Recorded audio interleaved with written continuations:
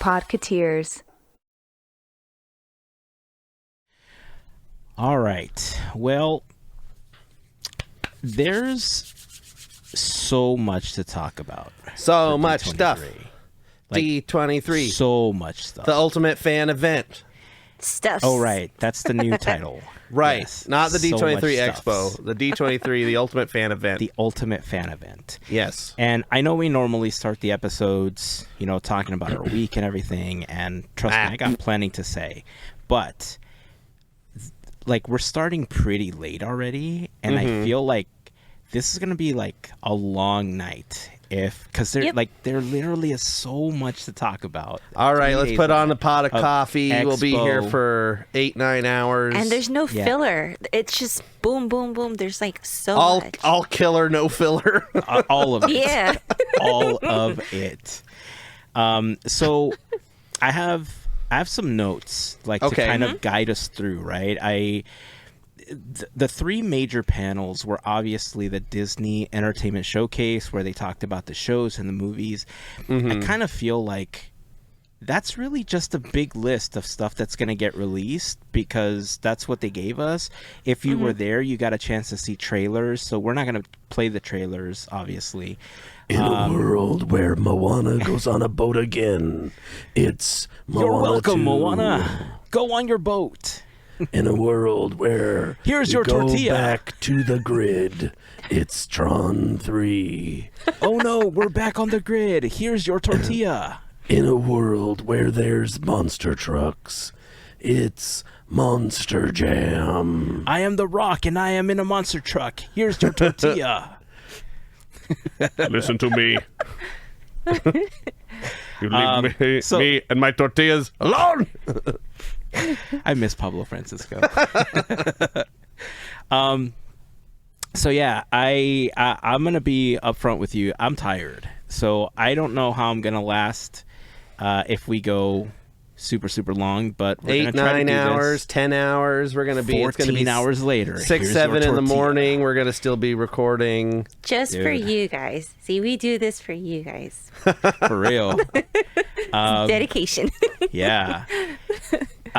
So I have this list of everything that's going to get released. We can obviously comment on it as we go, right. But for the most part, I'm just going to list out what we know as far as what it is. I'm going to dunk on some stuff probably, but that's fine. Disney Legends, I attended, so I can kind of... So there is a whole story attached to Disney Legends, so I will tell you that when we get to there. Oh, I was part of the story. You were part of the story. And of course, the really big panel was the Experiences Showcase, the Parks panel. Horizons. Right? So, Horizons, exactly. So we could talk about, the lead up to that and what people were feeling and everything. Then we'll talk about the announcements. I broke up the announcements for the Parks panel. I think by park. I did my best to kind of just put all of the same announcements that belong to one park together so we could just talk about them in bulk. And obviously there was performances and everything. I'll try to mention them whenever possible. I know you had a bit of an experience with the Parks panel as well that we can talk about. Me and Melissa had the same experience. Yeah, we did. yeah. So you guys can share that, and then after all that, we can talk about the general expo experience, like the other panels, because I didn't get a chance to do many panels. I mainly did Legends and Horizons and Lorcana. Right? Well. Maybe? Dude, there's a story for Lorcana. Oh, I'm excited. There's a story. I'll tell you, I got something. I was around Lorcana, I'll tell you what. And I don't even care about Lorcana. Okay. Yeah, it was an experience, to say the least.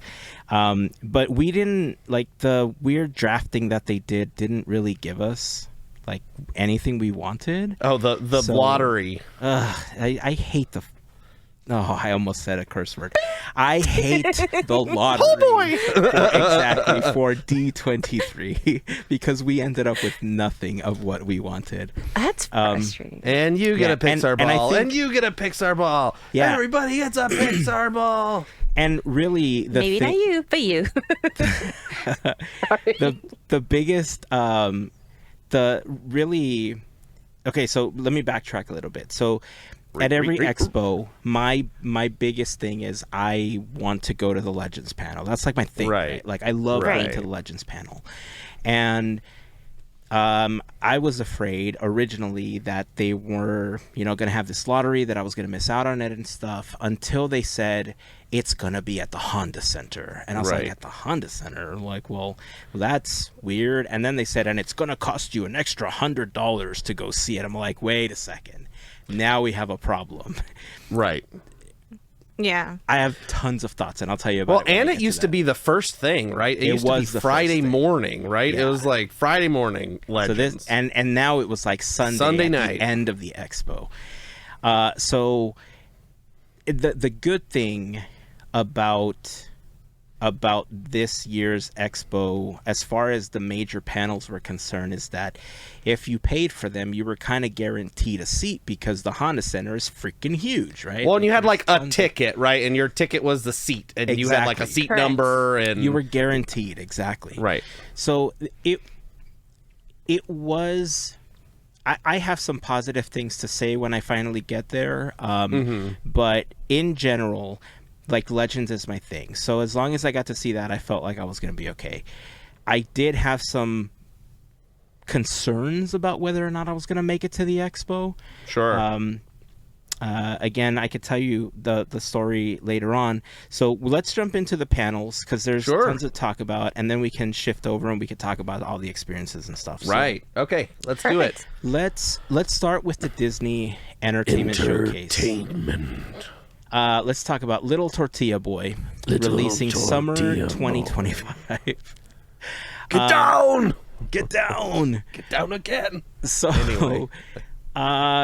This was a lot of, I think, announcements that we were already kind of aware of. There's a lot of projects that we knew were in the works. We just didn't have release dates for a lot of them.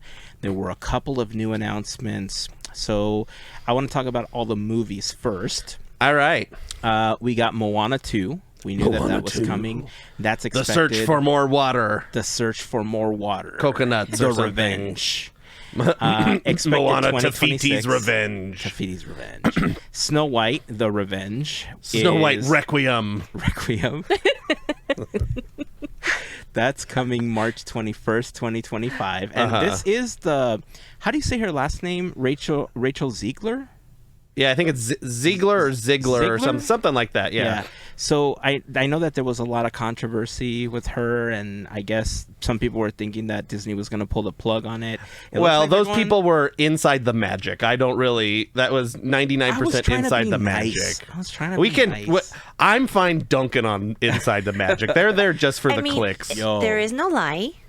There is no lie. Can I like brief sidetrack on Inside the Magic? Yeah, okay. They released an article this last week where the headline basically made it sound like Knott's Berry Farm was closing forever.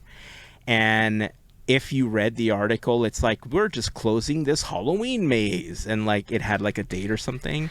But people didn't read the article. They just read the headline, and they started jumping on TikTok, and they're like, Knott's Berry Farm is closing forever. I hope that Six Flags like does something with them and that they this and that. I'm like, first of all, did you see who posted this? Like, I don't believe any headline that comes from ITM anymore. Well, and that's like, the one I saw recently was just like, Main Street USA closed, Marvel replacing, dates announced. And I was like, they're going to have like a Deadpool doll or something you could buy on Main Street or something. Yeah. Indiana Jones stunt show closing, replacement announcer, like, it's closing for refurbishment, and there'll be games out front while it's closed or something. Like it's crazy, man. So hold on, got one more that was the Okay. most insane one, which was Disney Parks performer dies in front of guests. Oh, yes. Which was Yes. the Tiana animatronic stopped working on the ride. Yes. That one, oh my goodness.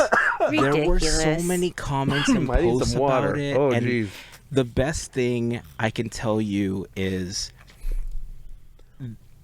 and this kind of goes for all ages. I was going to say, especially for you young people that are listening or watching on YouTube, media literacy is so important, especially Read these the days. articles. Get So- those Yes. receipts. But not just reading the articles, it's also Look it knowing where the source is, who the Right. source is, Verify where the your information sources. is coming from, verifying that information.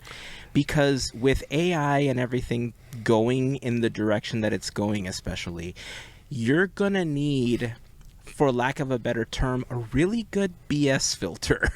Right, you gotta be as like you get older, a sleuth. or as you go through. Yeah, so Well, a lot of their articles are just like, oh, somebody on TikTok had a bad experience. That means everything's bad. yeah, or whatever. Everything's blowing up. Everything's on fire. Anyway, So, what movie? anyway, After Snow White. So Requiem. back to, so back to Snow White Requiem. So there was the whole thing about Rachel Ziegler possibly not coming back. That's Yeah. not true. They're They releasing announced the it. film They showed a clip. March blah, da, da, 21st, da, da. 2025. We're getting a Lilo and Stitch live action film. And I like that the marketing for this is just exactly what they did for the first Lilo and Stitch. You're like, yeah. Stitch just Yeah. like breaks out of stuff and is a little pill, and that's what Stitch is. It's just like Yeah. he breaks through the screen and he, farts or something. I don't know what Stitch does. He probably farts, right? I He's will like, admit No. he burps. I don't think he does. Oh, he burps. burps. Burps. So that's coming summer 2025, and I have to admit I don't hate Stitch's look. I didn't realize he was fuzzy. Yeah.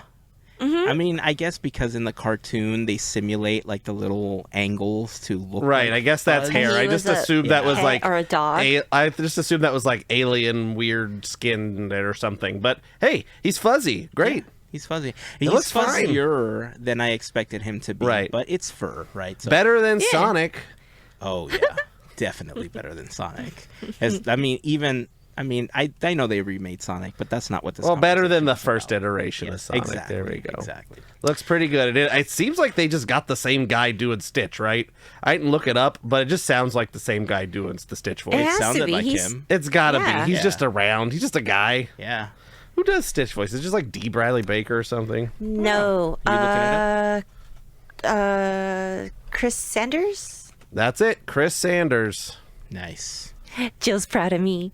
Yeah. Let's see. Incredibles 3 was announced. Looks like we're getting a threequel for The Incredibles. And guess what? They put another line next to the other Another lines. line, That is brilliant. exactly. Three That's eyes. brilliant. So it's funny because I, some time ago, was working on a T-shirt design that was inspired by The Incredibles. Uh-huh. Like it said Podketeers in the same font. Right. Now, like with the three of us, I can incorporate the three lines. There you go. So Oh. Incredibles T-shirt design. Tokyo Drift. Tokyo Drift. This is like a You know long what? Quizneyland episode with Right, where all my sequel titles names. are. I just got to remember all the sequel titles I used. Is that known? Like I don't know like, if it's any- an inside joke, but It's do you just a think thing people I thought know? was funny. The Quizneyland. I loved that idea when you first told me about it. It's just a thing for me. I was just like, you know what? I'm gonna title all the episodes movie sequel titles that they have literally nothing to do with the episode whatsoever. They're just like some movie sequel title, and I just kind of pick them at random. Sometimes, like if it's like near Christmas or whatever, or I do a Christmas episode, I'll pick like a Christmas sequel or something. But other than that, there's no rhyme or reason for them. So Yeah. I don't know if anybody noticed that, or they just thought it was kind of wild that there's just random episode titles and why they have nothing to do with anything. But hey, if you're listening to this, you know what the episode titles are. Yeah. That's why if you've Surprise. ever wondered why every single episode title ends with the parentheses, Not really. but not really, But not really. it's exactly because of That's that. why, because it's Yeah. not really anything to do with that. I loved it. When you first presented it to me, it was like one of my favorite things. It's kind of like, how Friends has like the one with the this. Yeah. And the one with the that. That's my version of it, even though I I didn't think of love that till now. But But that's exactly what it is. Exactly. It's fantastic. Frozen 3 was announced. 2027, we're getting Frozen 3, so 3 icicles now. 3 icicles. No, it's just like, isn't it just a script It's 3 just or whatever? it It's, is. Frozen 3, Now with more icicles. Now in I don't slush know. form. Now I'm bad at coming up with titles. How about Frozen 3, The slushy machine. The Two Towers? The 2 towers. No, Frozen 3, Judgment Day. There you go. I like that Judgment one Day's better. good. I like that Judgment one. Day is better. Elsa's Revenge. Elsa's Revenge. We got more information on Elio hitting theaters summer 2025. That's just a new movie. Hey, look it. New movie. Yeah. That's that Pixar one, right? Where he's like a kid and something about aliens and stuff. aliens. Yeah. That sounds cool. I like that. I know we've talked a lot about the sequels and not liking them and everything, but I like the fact that we're getting and there's actually another one that I'll bring up right after this one, but the fact that Elio is just like an original concept. Right. We're getting the film. I really sincerely hope that Disney and Pixar are able to put more marketing into this one. Right. because Yes. That's been the primary failure, in my opinion, for all the other ones. Because the other Right. films Yeah. have been great. but Yeah, the lack Turning of Red, marketing- great. Like all of their original films are all great. Yeah. Yeah. I know that with the name, like for Toy Story and Frozen, like we got an announcement of Zootopia 2 releasing November 26th, 2025. Like I know that they're Yeah. banking on those name brands and Right. those characters, but we want new stuff. Right. So that's the thing. I think we talked about it when we talked about Elio once. This is what we as audience have to go see Elio. Yeah. And make Yes. it known that we want this as a thing. Because if Elio does poorly, then it's probably just going to be sequels. And that's the only thing that gets greenlit at Pixar anymore. Yeah, well, we have Correct. 2 opportunities, Right. not just with Elio, but the other original film that we're getting is a film called Hoppers. And Hoppers Yeah. is coming spring 2026. And I read a little bit about it, and just the brief description is it's about a girl who transfers her consciousness into a robot beaver. This is one that has Bobby Moynihan and I can't remember. I just remember Yeah. his name was attached to it. That's cool. It's such like out of the box concept Right. and idea that I'm like so in on this. I Robot love it beaver. so much. Plus, it's got some AI and some robots and some robots, if you will. Robots. We'll talk about some robots later. Yeah. Oh, yeah. We'll talk about robots. So I'm excited for Hoppers again, spring 2026.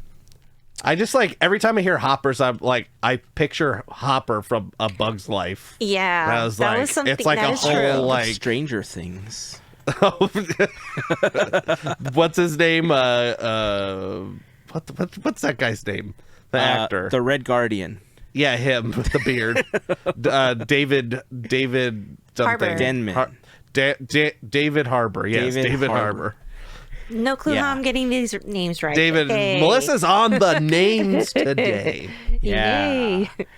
Yay. David Denman's from The Office. He was Roy.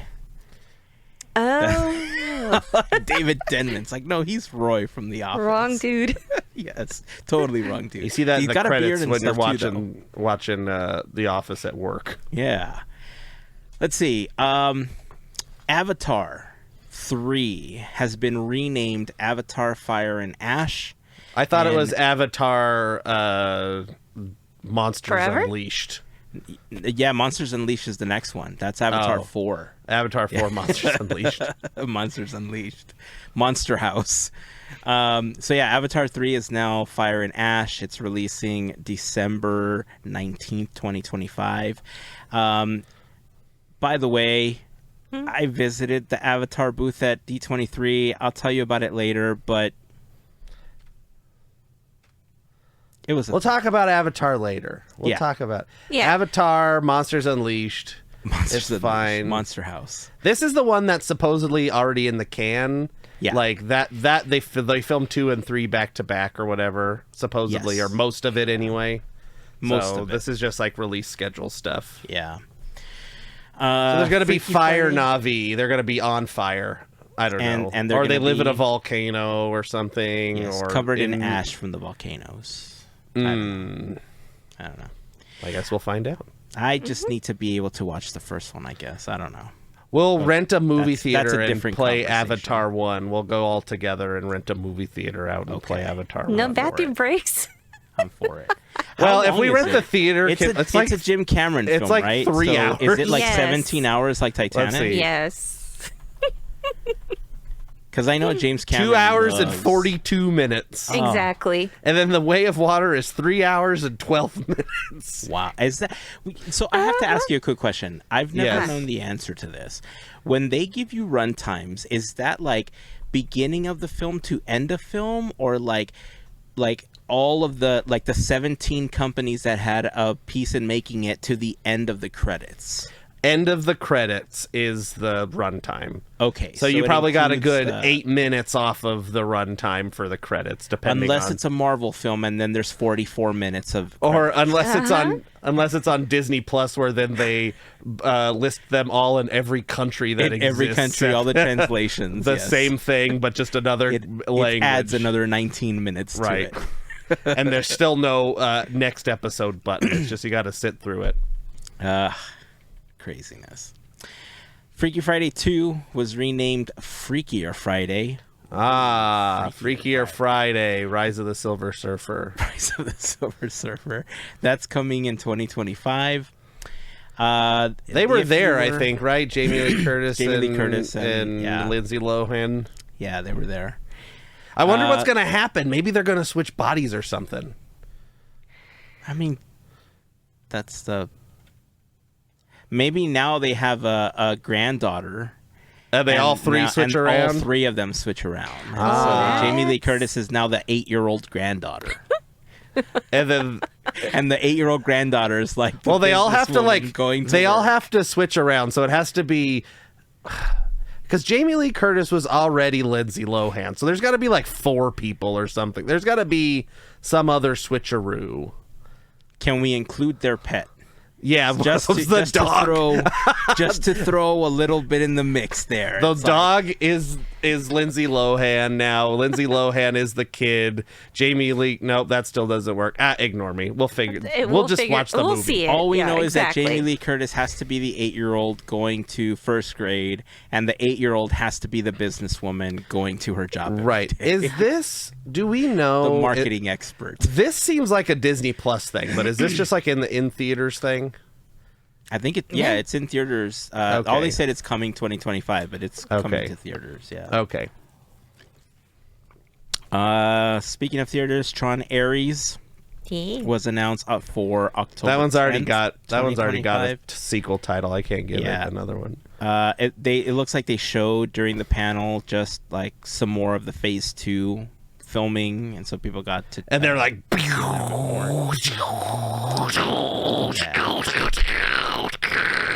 I'm making the like squares with my fingers. If you're just listening, and it spelled out the Nine Inch Nails logo.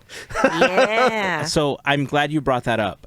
I wanted to ask you, especially you, Melissa, how do you feel about Trent Reznor doing the music for Ares instead of Daft Punk? Oh, I'm good. I'm good. I mean, I really like Nine Inch Nails. So when I saw like the laser happening, I'm like, yes, I will take it. Nice. And then Paul Oakenfold is behind it too. So Yeah. It's gonna be good.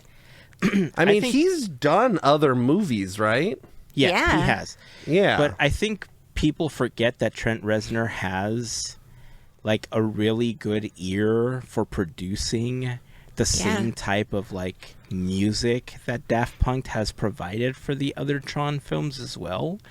So I was kind of split at first, right? Because I would have loved to have heard Daft Punk reprise as the artist, but like Nine Inch Nails is a good alternative. Like, I think people forget that, like I said, Trent Reznor has like a really good ear for that type of music as well. So I'm excited for that soundtrack. He has an Oscar, so there you go. Yeah, do you know the movie that he's already done with Disney? He has. Can you pull it out of it? Can you pull it out? Don't look it up. I didn't realize this. I want to say it was recent too. Somewhat recent, 2020, around 2020. I don't remember. He did it with two other guys. Looks like he did. Remember. So he did. I want to say Soul. That's it. He did Soul. Okay. Oh, nice. Trent Reznor, Atticus Ross, and John Baptiste. Oh, we Soul. did. I did know that because we talked about. Oh yeah. Okay. Sorry. It's okay. That's I okay. blanked I think out he on did that more of like the score stuff probably, but he also did Yeah. Social Network, Seven, Gone Girl, Yeah. Girl with the Dragon Tattoo. Like these are, Bird Box. These are all Trent Reznor. I super blanked out on that one. I remember that was a okay. big deal too because I'm a big fan of John Baptiste, and I remember when he left the Stephen Colbert Show, I was like kind of bummed about it because he was like leading the house band, and then he went off to help his wife because his wife was having some health issues, but he also ended up releasing an album and started touring, and then he won Grammys and all sorts of awards, and it was around that time that they were working on Soul as well. So damn it, I should have remembered that. That's okay. What else we got coming after Tales? We got a date for Mufasa the Lion King. There's Mufasa, a new Mufasa. trailer. We're getting that December 20th. Nobody cares. Okay. I felt bad saying it. I'll say it. Who cares? Okay, good. I'm not excited about this for some reason. I'm not either. So- Nobody cares, and Jon Favreau should not. Is he doing it I again? don't Is it like him? how we're making villains the nice guys. Like, No, can it's we not. stop that? It's not Jon Favreau. It's somebody else. I don't know. It's who it somebody is. else, but Let's see. I don't I'm like gonna how look it up. villains need to be nice. It's like, stop. Oh, are they like? Is it like It's supposed to be about Mufasa's the Scar. bad one and Scar's nice, and then they switch at some point? Is it a what if like style film? No. I didn't even see. watch the trailer, to be honest. It's- I just. I'll If read. I- Here's the premise. I'll read it Go for from Wikipedia. In the Pride Lands of Tanzania, after the events of The Lion King, Rafiki the mandrill tells the story of two lions, Mufasa and Taka. Takaira, the granddaughter of Mufasa and daughter of Simba and Nala. The story follows an orphan Mufasa who is befriended by the young Prince Taka and adopted by Taka's family. The pair becomes as close as brothers. Timon the meerkat and Pumbaa the warthog add color commentary.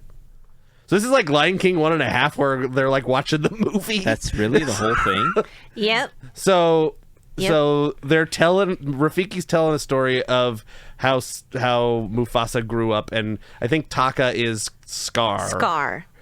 before he got his scar. And Scar was a prince. And it's like, what? Mhm. Scar was So it's was- basically Killmonger and T'Challa.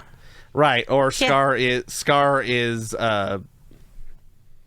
what's his name in The Lion King? You know, the movie with Jonathan Taylor Thomas, the main guy in The Lion King that's not Mufasa. Scar? No, Simba. Thank you. Simba? I was just like, my brain went like, Simba. This is how you know it's late. Like now, Mel's the only one that's like Mel knows totally all the on it names. right I now. don't know how. You know Simba? You know him? Scar is in the same place Simba is, but then they get like an adopted brother, and that's Mufasa. Interesting. Because that Simba is like the prince, right? He's like, One day this will all be yours. Everything the light touches. Obi-Wan Kenobi. Never cut off my paw with your lightsaber. Obi-Wan never told you what happened to your Pride Lands. Anyway, was that the last movie? No. There's still more movies? There is after still more Mufasa, movies. Mufasa? Yes. Okay. So there... I mean, I'm even know sorry what to if say somebody about this cares one. about Mufasa. Like, That's go, cool. like, have a great time, watch Mufasa. I couldn't care less about Mufasa. I'm kind of the same. Like, way. I like Billy Eichner and Seth Rogen. Like, that's fun, but it sounds like Lion King 1.5. Isn't that the one where they're, like, watching the movie part of it? And Yeah. Okay. This was... I'm actually excited about this one. We're getting The Mandalorian and Grogu. That is actually a Yeah. film coming May 22nd, 2026. They couldn't have come up with I a have more a note original for this. title, could they? Yeah, exactly. The Mandalorian and Grogu, The Revenge. Mandalorian. Yes, the I have a search note for here about The Curly's Greatest Gold. Showman, but I don't remember what that was. Oh, yeah, I saw that. The Greatest Showman is coming to Broadway. They're developing a Broadway musical of The Greatest Showman. Okay, so that's not a movie. That's it. Forget that. That's not a movie. That's a show. Yeah. We got a sneak preview or a preview of the Fantastic Four. I believe this was the exact same preview that they showed at Comic-Con. Okay. For people that attended. We have a date for that. That's coming July 15th, 2025. I actually am excited about Fantastic Four. I like that they're kind of going back to the origin of the comics and they're kind of telling this story. Obviously, I had some feelings. I'm kind of on board with Robert Downey Jr. being Doctor Doom. But I love the fact that the Fantastic Four... and I guess kind of Deadpool and Wolverine plays a part in it. But I love that the Fantastic Four is really going to set up all of those stories like going forward, just for the X-Men, for the Avengers, for kind of everything. You know, so I'm excited about that. And this one, I left this one just because. Listen, in my notes I have a couple of expletives because I don't know what to think about this one. These monkey fighting snakes on this Monday to Friday plane. Exactly. What is We're That's getting the a TV. Monster Jam movie with The Rock. Wait, what? Jam. Okay, you both know what Monster Jam is, right? This Sunday. Yeah. Kids tickets are just $5. Why? So, Gravedigger. for anyone listening or watching, that doesn't know what Monster Jam is a bunch of monster trucks doing monster truck things and They like crunch cars and flip over. jumping Yeah, over. they're themed. We're really loud, and then the Differently. body falls off, and then a wheel falls off, and I mean, it's sometimes fun. they catch on fire. Yeah, I mean, if you go watch this live, you know, they tend to have it in big stadiums, and there's a lot of dirt and big wheels and cars and trucks flipping over and stuff. But apparently The Rock is going to be doing a Monster Jam movie. So I tried to, when that came out, okay, Monster Jam was like the craziest announcement. Like I was like, okay, yeah, new movie, okay, sequel. And then they're just like, Monster Jam. And apparently in the room, they're just like, yep, Monster Jam. And they didn't even tell you it was a movie. They're just like, all right, Monster Jam and The Rock. And he's like, we love monster trucks, and we're out here, brother. I don't know why I turned to Hulk Hogan. But I did some like looking, and there is a post done on the Monster Jam website. Because his quote was, we got an opportunity here that we could create something that is immersive and cool and fun, and also live action experience for our families all around the world, from the POV of these incredible iconic monster trucks for their very eccentric and crazy drivers. That's what he said. Ladies and gentlemen, Monster Jam. It's going to be one heck of a ride. Nowhere in that sentence does he say movie.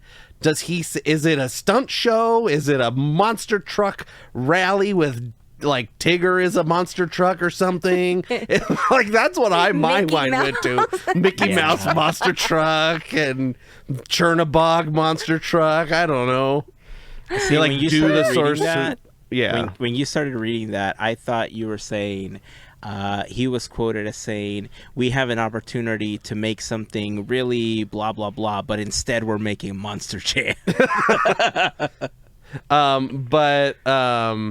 Then it says Field Entertainment, the parent company of Monster Jam, the leading motorsports companies for families, is excited to team up on the first ever live action Monster Jam film with Dwayne "The Rock" Johnson, $7 and Walt Disney Studios. Together, The Rock and Monster Jam are truly as big as it gets. We're thrilled to collaborate with Dwayne Johnson and the Walt Disney Studios to take moviegoers into the world of Monster Jam on a high-octane live action adventure that will bring the larger-than-life Monster Jam trucks and personalities from the stadium to the screen. Here's what I want to see. All right, Monster truck. Here's what I want to see. You have a comment? I have a comment. Go ahead. Oh, no, go ahead. Go ahead and make your comment, because I know what I want to see. I'm going to pitch this to The Rock now.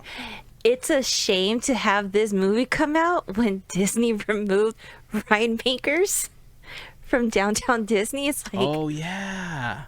I mean, but that was like cars. That was like 10 years ago. No, not really. Well, they could bring it back. I'm gonna look back. up when ride makers close. Please. All right, so here's my comment. Here's what I'm gonna ask of The Rock. I know they probably have a script already, but I think this film should star Herbie the Love Bug. And Herbie wants to be a monster truck so bad, but he just can't be. And so the entire story revolves around Herbie the Love Bug being transformed into a monster truck and fulfilling his dream of crushing other cars and flipping over in a big pit of dirt. And that's the entire story. It's The Rock is like the guy driving Gravedigger, and then there's like a 12-year-old driving Herbie the Love Bug, and they crush The Rock, and they win the Monster Jam. And then everybody does the Monster Mash at the end. Mm-hmm. Oh, wait. They can't do the Monster Mash because the song The Monster Mash is about the Monster Mash at the party. Anyway, whatever. The song The Monster Mash is about a song called The Monster Mash that we never hear. Right. Yes. But the point is that they all dance at the end. There's a big dance party, and they're like, high school music. Oh, sorry. Monster Jam musical. Everybody's got big tires. And then the Monster Jam trucks like do flips. They're like stuff. doing flips, and they're like crushing cars. Yeah. So Herbie the Love Bug, starring Herbie the Love Bug. What if it was like Cars, but Monster Jam? It's like they have lightning and stuff. Okay. It's like I was looking for who was the character, the bus. The school bus. That should be in the movie. And I'm looking for it, and I couldn't find it. That's so from yes. Cars Miss 3, Fritter. Right? Miss Fritter. Yes. Oh, also, I looked up Ride Makers closed in 2014. Wow, 10 years ago exactly. Dang. Wow. But I there's stand corrected. So there's still a company that exists. They're just not at Downtown Disney anymore. Gotcha. But you can get them at Dollywood, apparently. So anyway, right. Well, now we can make go to Pigeon Forge. But yeah, Monster Jam is jamming onto your screens. Someday.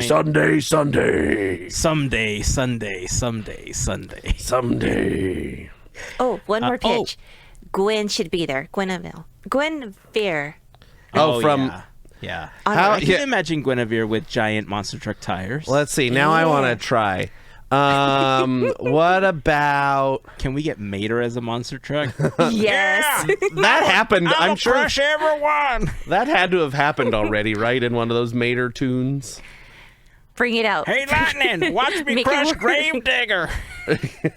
My pitch is I don't know. I can't think of it. It's too late. RC car from Toy Story. Who's a car? Benny the Cab. Yeah, there you go. Benny the Cab. Oh my god. Benny the My cat. coffee has been Raja, good. stick out your thumb. Melissa's got it. Melissa's on fire. They're gonna tie in test track, and all the monster trucks are gonna like drive through the test track. I don't know. Yeah. I think it should be Disney monster trucks, but that's not what it's going to be. It's just going to be like a story about Driver.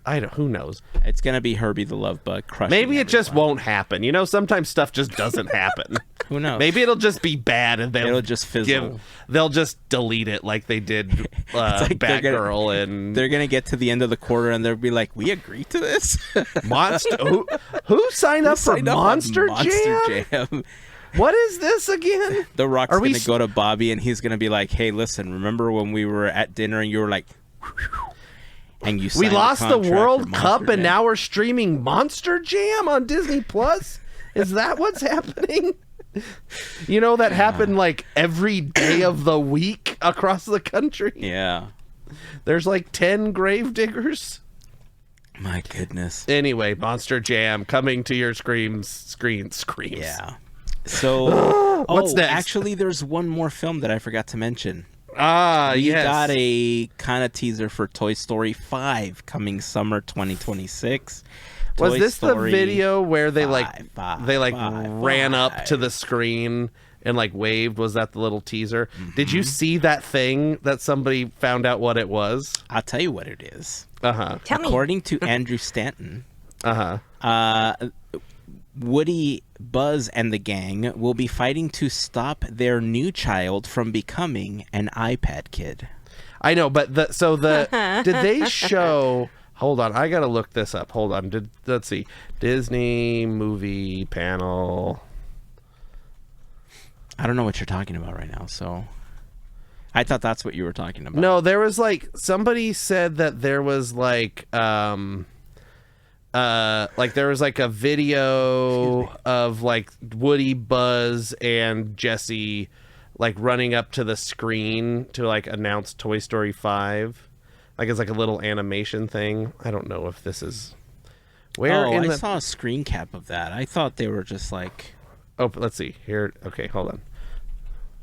Yeah, so there's like a video, and it's like Woody runs up and he waves, and then Jessie runs up and she winks at the thing, and then Buzz like runs off screen and he comes up and he does a little salute, and that's what they announced Toy Story 5 with, this little animation. Send me the link so we can play it right now. I want to see it. It's in this full live. Here, I'll send it right now. It's at 29 minutes exactly, I think. 29 minutes exactly. Oh, I see it. Okay. Or a little bit after 29 minutes. As you can imagine, Toy Story holds a special place in my heart. Through the experiences of these toys, we've all learned about loyalty and belonging and friendship, and these characters have given us a unique perspective about growing up and navigating life. And in all of the Toy Story films, above anything else, the job of the toys has been to be there for their kids. I saw all of this. I don't remember what you're talking about. Toys' jobs get exponentially harder when our toy crew goes head-to-head with what kids are obsessed with today, electronics.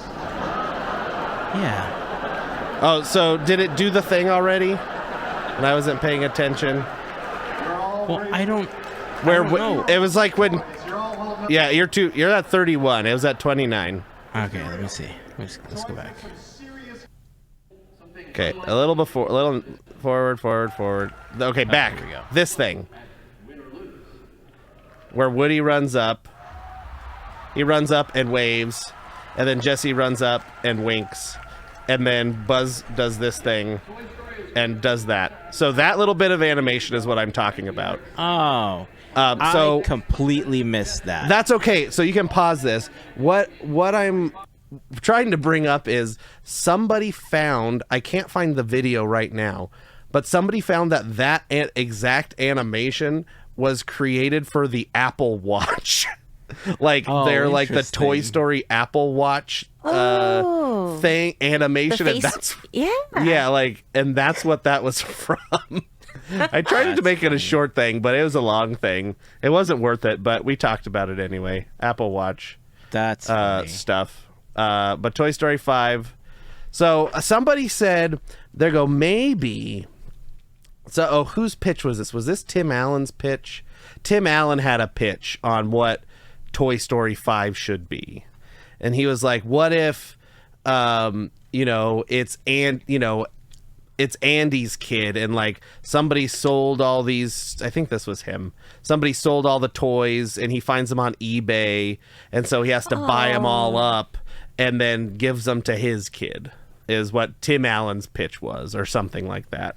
But it's about like technology, which like makes sense. It does. Like Yes, that's what kids are. That was smart. But here's the what everybody's complaining about is like, didn't Woody decide that he was gonna go be a rogue toy with Bo Peep at the end of Toy Story 4, and he left everybody? Well, maybe that's why he finds him first on eBay, because he gets left on the side of the road at some carnival. Right, and somebody snatches him up, puts him on eBay. Yeah. He just ends That's up back the second with time Buzz. he's been on eBay, though. I mean, listen, he's a sought-after toy, right? Yeah. With or without a Collector's hat. item. Yeah. But he's got his hat, so he's worth It's so for much display only. Yeah. So that's it. That's all of the films that were announced at the Entertainment Showcase. Monster Jam. Monster Jam. I want to go through the Disney Plus stuff that was announced as well. All right, what is it? We're getting Frozen the Musical on Broadway. Right, that's the pro shot. If you know Broadway lingo, it's the pro shot of Frozen before it left Broadway. So they have. I don't know what that means. It just means that they, before the show closed on Broadway, they brought a professional film crew and filmed the live performance before the run was over with like the original cast or whatever. So they have Newsies on there already, but that one was a different thing where they put like a cast back together.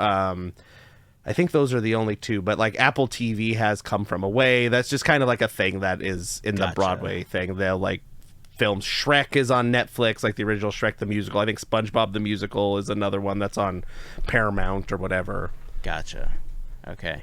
But when Disney Plus put Hamilton on there, that was actually a special. Nope, that's exactly the same thing. I was trying to remember the other one on Disney Plus. So Hamilton is the original cast filmed professionally, and then Disney bought the rights, it seems like, and put it on Disney Plus. So same idea as Hamilton that's on Disney Plus. Got it. Star Wars Skeleton Crew premieres December 3rd of this year. Seems cool. Agatha All Along is coming September 18th, 2020. Seems cool. That I'm super looking forward to, especially. What's it about? I don't know, but Kitty's in it from that 70s show, so and there's can it demons, be bad?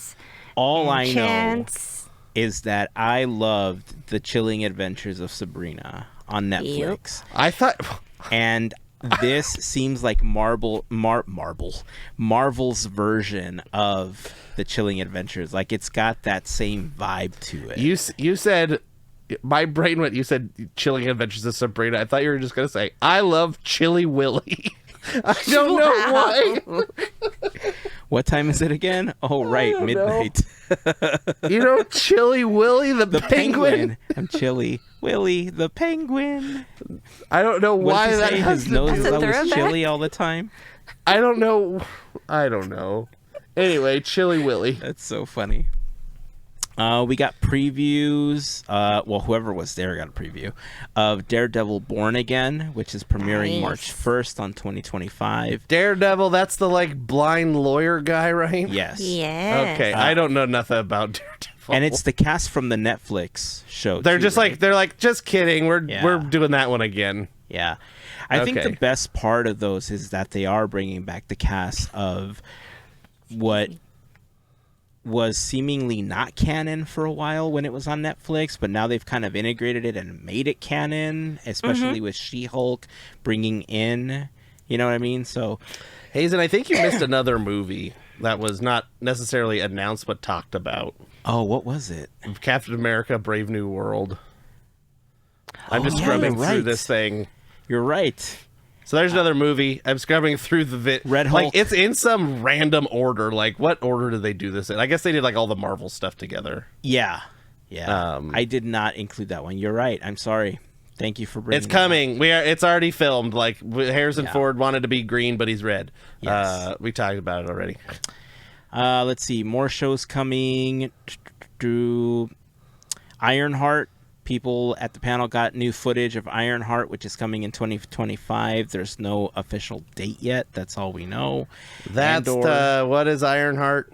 Ironheart is the college student that it's Riri Williams. Okay, got it. Takes the new mantle of Iron Man, but she calls herself Ironheart. Andor is getting a season 2.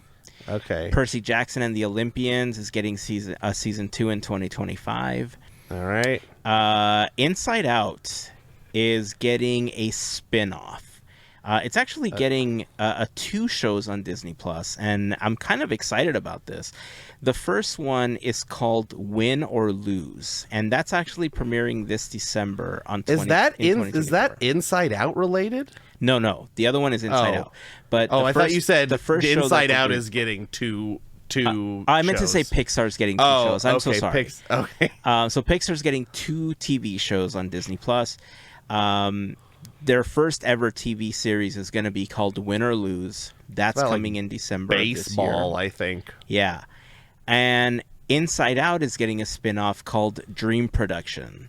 And that the idea behind that one is that it's the dream factory in Riley's mind. Right. And they're just, creating. So I'm excited about that. I hope that is like a show that is like a show length and not like Forky asks a question length, because I have a feeling like it could be like 3 minutes. I actually feel like it's going to be closer to the Forky series. That's or the Groot thing or the whatever. Yeah, because I feel like each episode could revolve around each one of the emotions, and they could put together like a 3 to 5 minute vignette for them, because they didn't call that one like a full series. But it could be. I don't recall hearing that it's a full series. But I do know that when they were talking about Win or Lose, and they talked about this at the expo, like if you were at the Pixar booth, the people talking about it were saying that Win or Lose is the first Pixar TV series. Right. So they didn't really talk about Dream Production that way. Oh, also another thing that we kind of glanced over is Zootopia 2, but Kei Kwan is going to be in Zootopia 2. He's going to be the snake, right? He's going to be a snake. Yes. He's going to be a pivotal role. So I'm just scrubbing through the video as you're talking. Yeah. And that was pretty much all I had in my notes. That's all we're going to be getting, it looks like, for movies and Disney Plus. Sorry about forgetting Captain America there. That's okay. Let's move. Hercules. Here's the other couple of things. Hercules is coming to the West End in London. That really doesn't affect us, but Hercules the musical, which is currently in Germany right now. That's another thing that was announced. And Descendants and Zombies are going on tour together. Because I don't know. Because they are. And David Blaine was there. David, listen. What did David Blaine have to do with anything? There was a Nat Geo thing. So I got a story that I'm going to tell you about that later. Because it has a happy ending. But I don't want to get sidetracked. I want to go through all these panels before I talk. Let's keep going. Literally, it's just like I'm scrubbing through because it just goes Descendants, Rise of Red, and then David Blaine comes out and he's like, all right, about cards, and then it was nothing. Part of like a Nat Geo thing. Is he gonna have a show or something? I don't know. I didn't pay attention to it because I was angry. Right. And should I tell you now? No, I'll tell you later. No, it's fine. I don't. So I only want to move forward because we're like an hour in, and all we've covered is one panel so far. We got to cover the other panels. We got the beefy one. We got to cover. Yeah, so I got stuff. I want to move forward. Okay, fine. Because we got so much to talk about. Fine. Stop talking. Let's go. So Disney Legends. I'm going to quickly go through this one because it was the other panel that I had an opportunity to attend. So.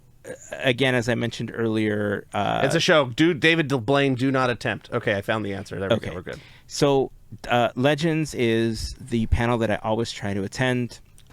This year it was at the Honda Center instead of being on the first night, which actually worked in my favor because I didn't go Friday. And so considering that I would have missed it if I didn't go Friday, it actually kind of worked out that it was on Sunday.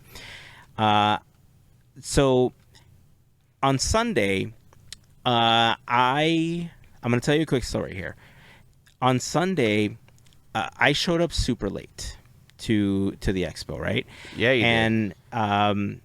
I won't get into it yet, but the point is I showed up late. And I just kind of roamed around, got an opportunity to hang out with Andrew for a little bit. We saw a panel. And then at the end of the day, I was super tired. I couldn't, like, I was in pain. I just wanted to go home. And this is like 4:55 p.m. Right. The panel that we were in ended at like 4:30. Yes. And we go downstairs. This is on the third floor. We go downstairs. We're like, we'll go through the volunteers booth. Yeah. Yeah. And so we're doing the volunteers. We're filling up the bags. We get our volunteer ears and stuff. And I knew I had a ticket to go to Legends because my wife got them for us to surprise me so we could go see it. And it was great because we had like the seats and stuff. What I didn't recall was the fact that she told me, because she didn't end up going on Sunday. Mm-hmm. I ended up going by myself. And what I didn't recall her telling me was that Legends was not going to be at 7 p.m. the way that Horizons was. It was actually at 5 p.m. Right. So now it's like 5-10 minutes to 5 and we're at the volunteers booth, right? So Andrew says, you should try to go because then your streak will be alive. But I was ready to go home. Like I was. But you were like, but you were in the mindset that it was at 7 still. 7. You're like, yeah, I still got 2 hours to wait around. And that's why I was saying, like, I'm just gonna go home. Like I'm just so tired. Like I don't feel well. I'm just gonna go home. Like my lower back is on fire right now. Right. And I figured I'm just gonna go home. I can't wait 2 hours. Right. So that's when Andrew reminded me, but Legend starts at 5. It's not at 7. Like it starts in a few minutes. And I was like, wait, it does? And so we checked and sure enough, it started in a few minutes.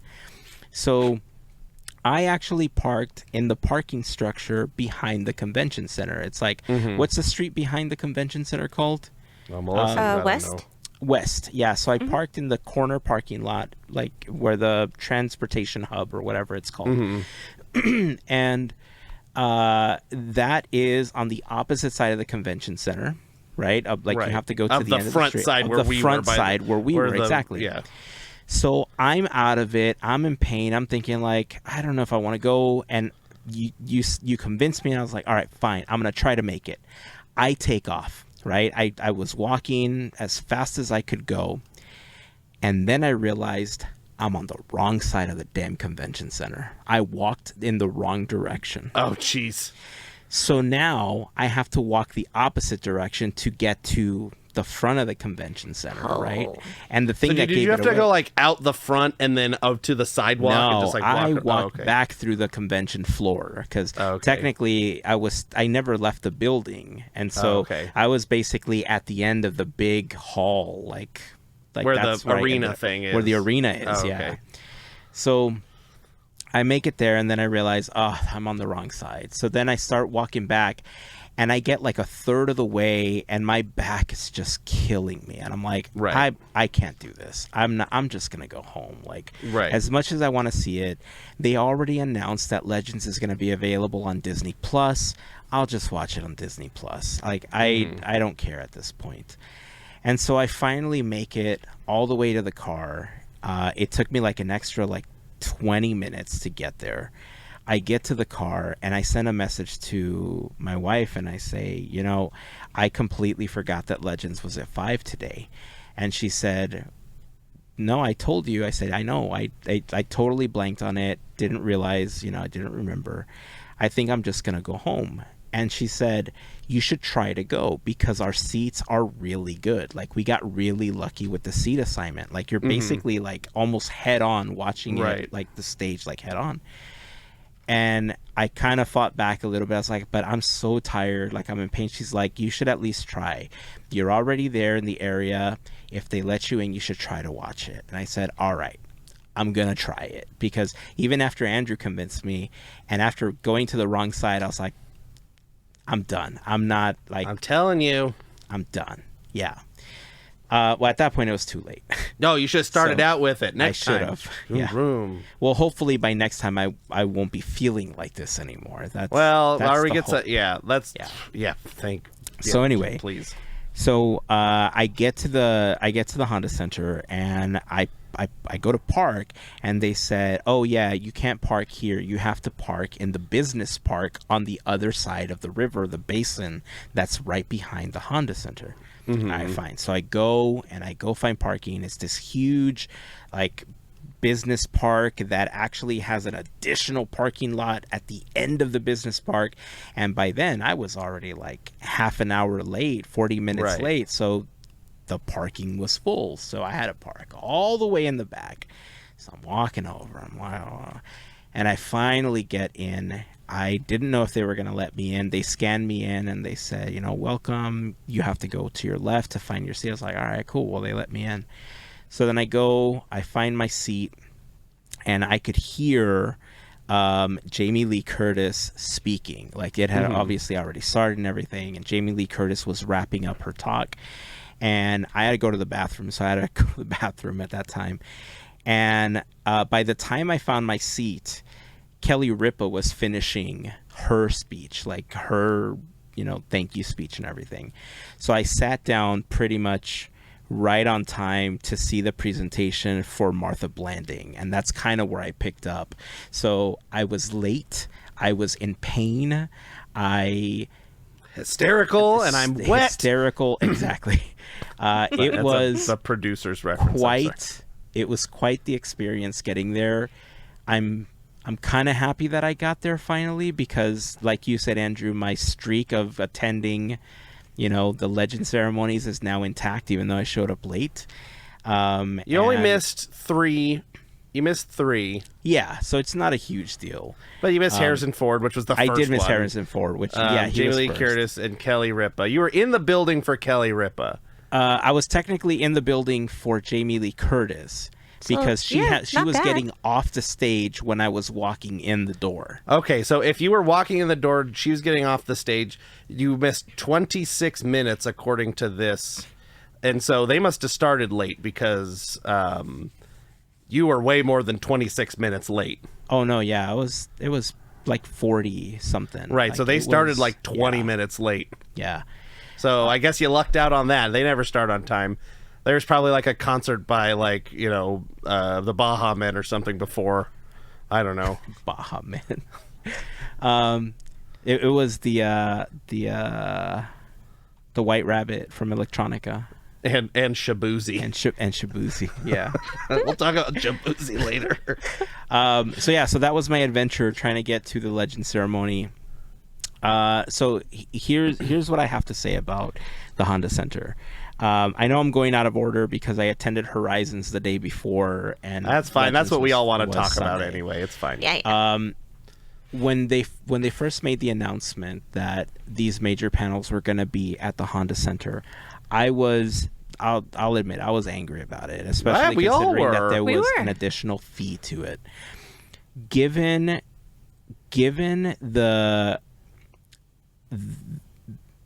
area, where they were having the legend ceremony at the convention center, and the way that it was structured, and it was just kind of like rows of seats, and the way that they had the makeshift like stage and stuff for that.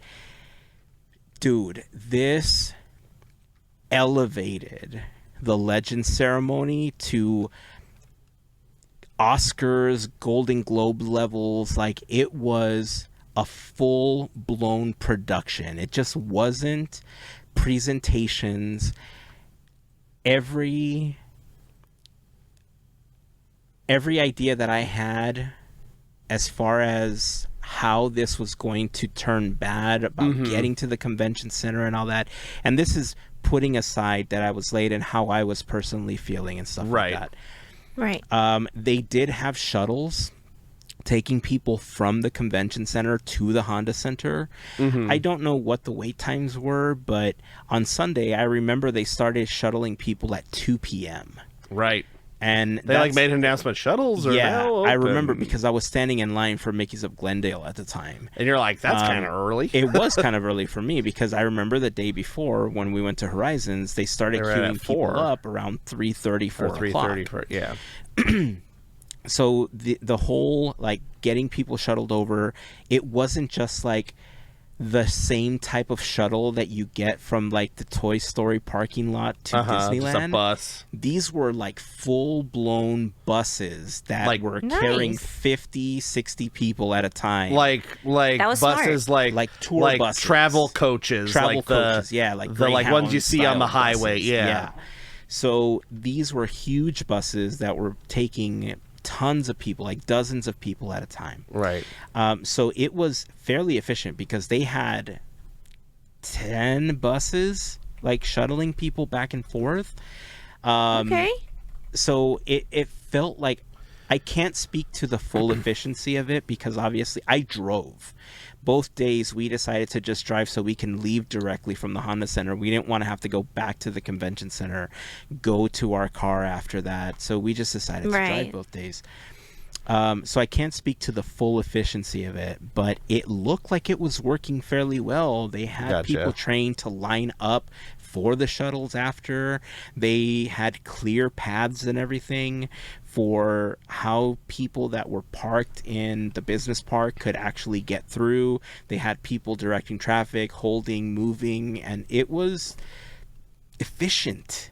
Right? It's not something that you're used to seeing. Right. D23 is always something.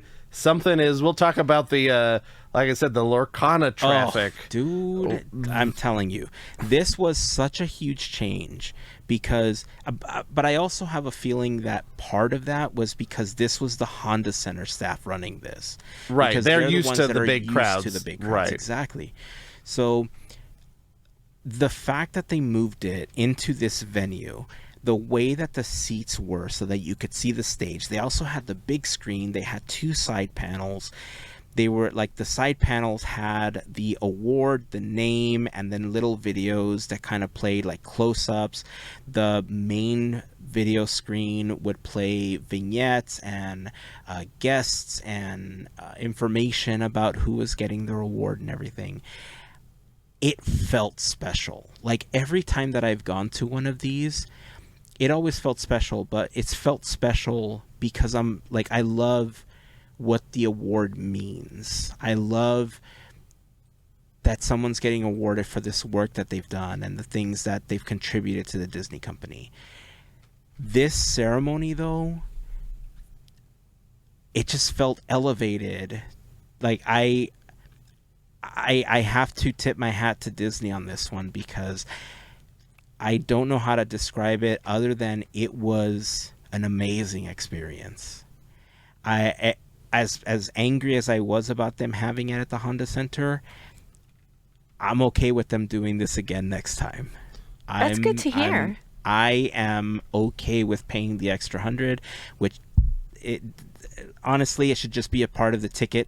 At that point, like, it's dumb that you had to do it, but I get it. Well, because there's not only so everybody many wants seats, to go right. to it. Well, there's also people that just want the expo, don't care about those panels. Right.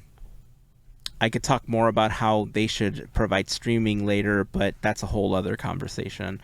But yeah, this whole experience of having it at the Honda Center felt so special, and the way that they presented it with the music, the performances, the way that they presented the awards, they had what did I do with mine?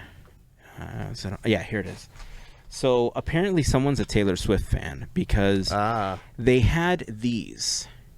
And these were essentially syncing up for everyone in the Honda Center. Right, so that's just like a standard concert thing now. So everybody does it, I guess. I can get into the Taylor Swift version of those versus what you have, but I won't do it right now because there's like a whole lighting thing that's different with the Taylor Swift ones. Oh, really? I want to hear that story. Yeah, I can tell you about it later. Oh, cool. So these were handed out when you walked in. They were syncing them to the performances. They were different colors for different legends. They would light up at specific times. If there was a lot of fanfare, they would all light up, and it just added an extra element of special to the whole thing. Like the pomp and circumstance that this specific legend ceremony had compared to the others, it's night and day. Like legend should have been this from the very beginning.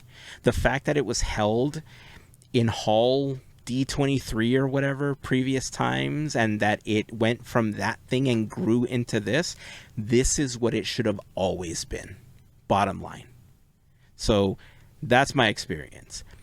Regarding the actual legends themselves, Disney Plus has the entire ceremony. If you haven't watched it, definitely recommend it.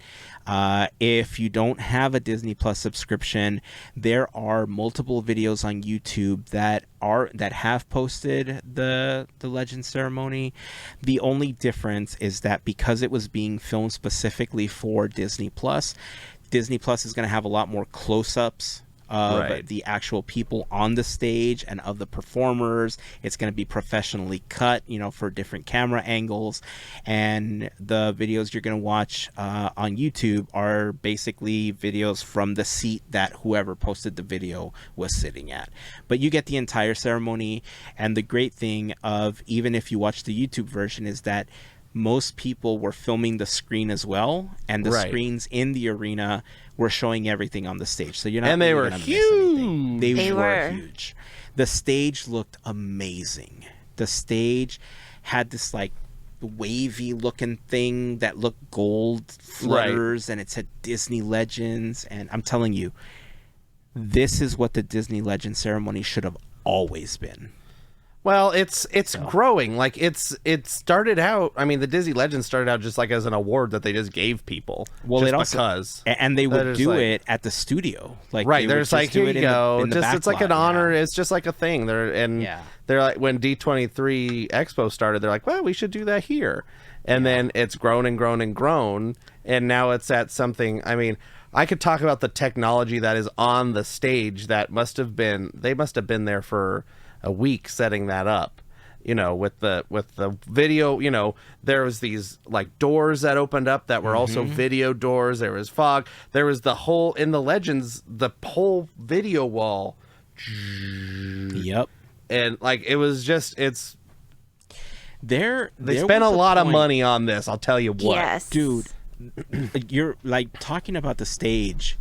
The setup was so intricate and so well timed that you're talking about how at the bottom there were two panels that would open from left to right, and they would just come out of the middle, so they would announce somebody. They would either come in and out from the sides, especially if it was like Ryan Seacrest who was hosting, so they would come in one way, they would leave the other way. They would open the middle doors when there was a performance and somebody was walking out. But then when they did John Williams, holy cow, man. I'm excited to hear this. Oh, well, that's the big reveal. That's so for John Williams, the doors on the bottom open up, but then the entire panel and the entire screen lift up above the stage, and there's an entire orchestra sitting behind the doors don't open up. That's the one time they don't open up. Oh, it was just the one that lifted, right? So I'm watching it right now just to like figure out, because it turns into stars. Like trying to remember what was happening. Yeah, so it's like so much. Oh, jeez. So the screen's in 4 sections. So it's the bottom panel, and that's the panel that has the door in it. And that goes all the way across the stage. And then there was a break from that panel to the big main screen that had everything. And between that, there's a bunch of lights, like moving lights or whatever, that were just kind of like decorated. And then there was the 2 side panels.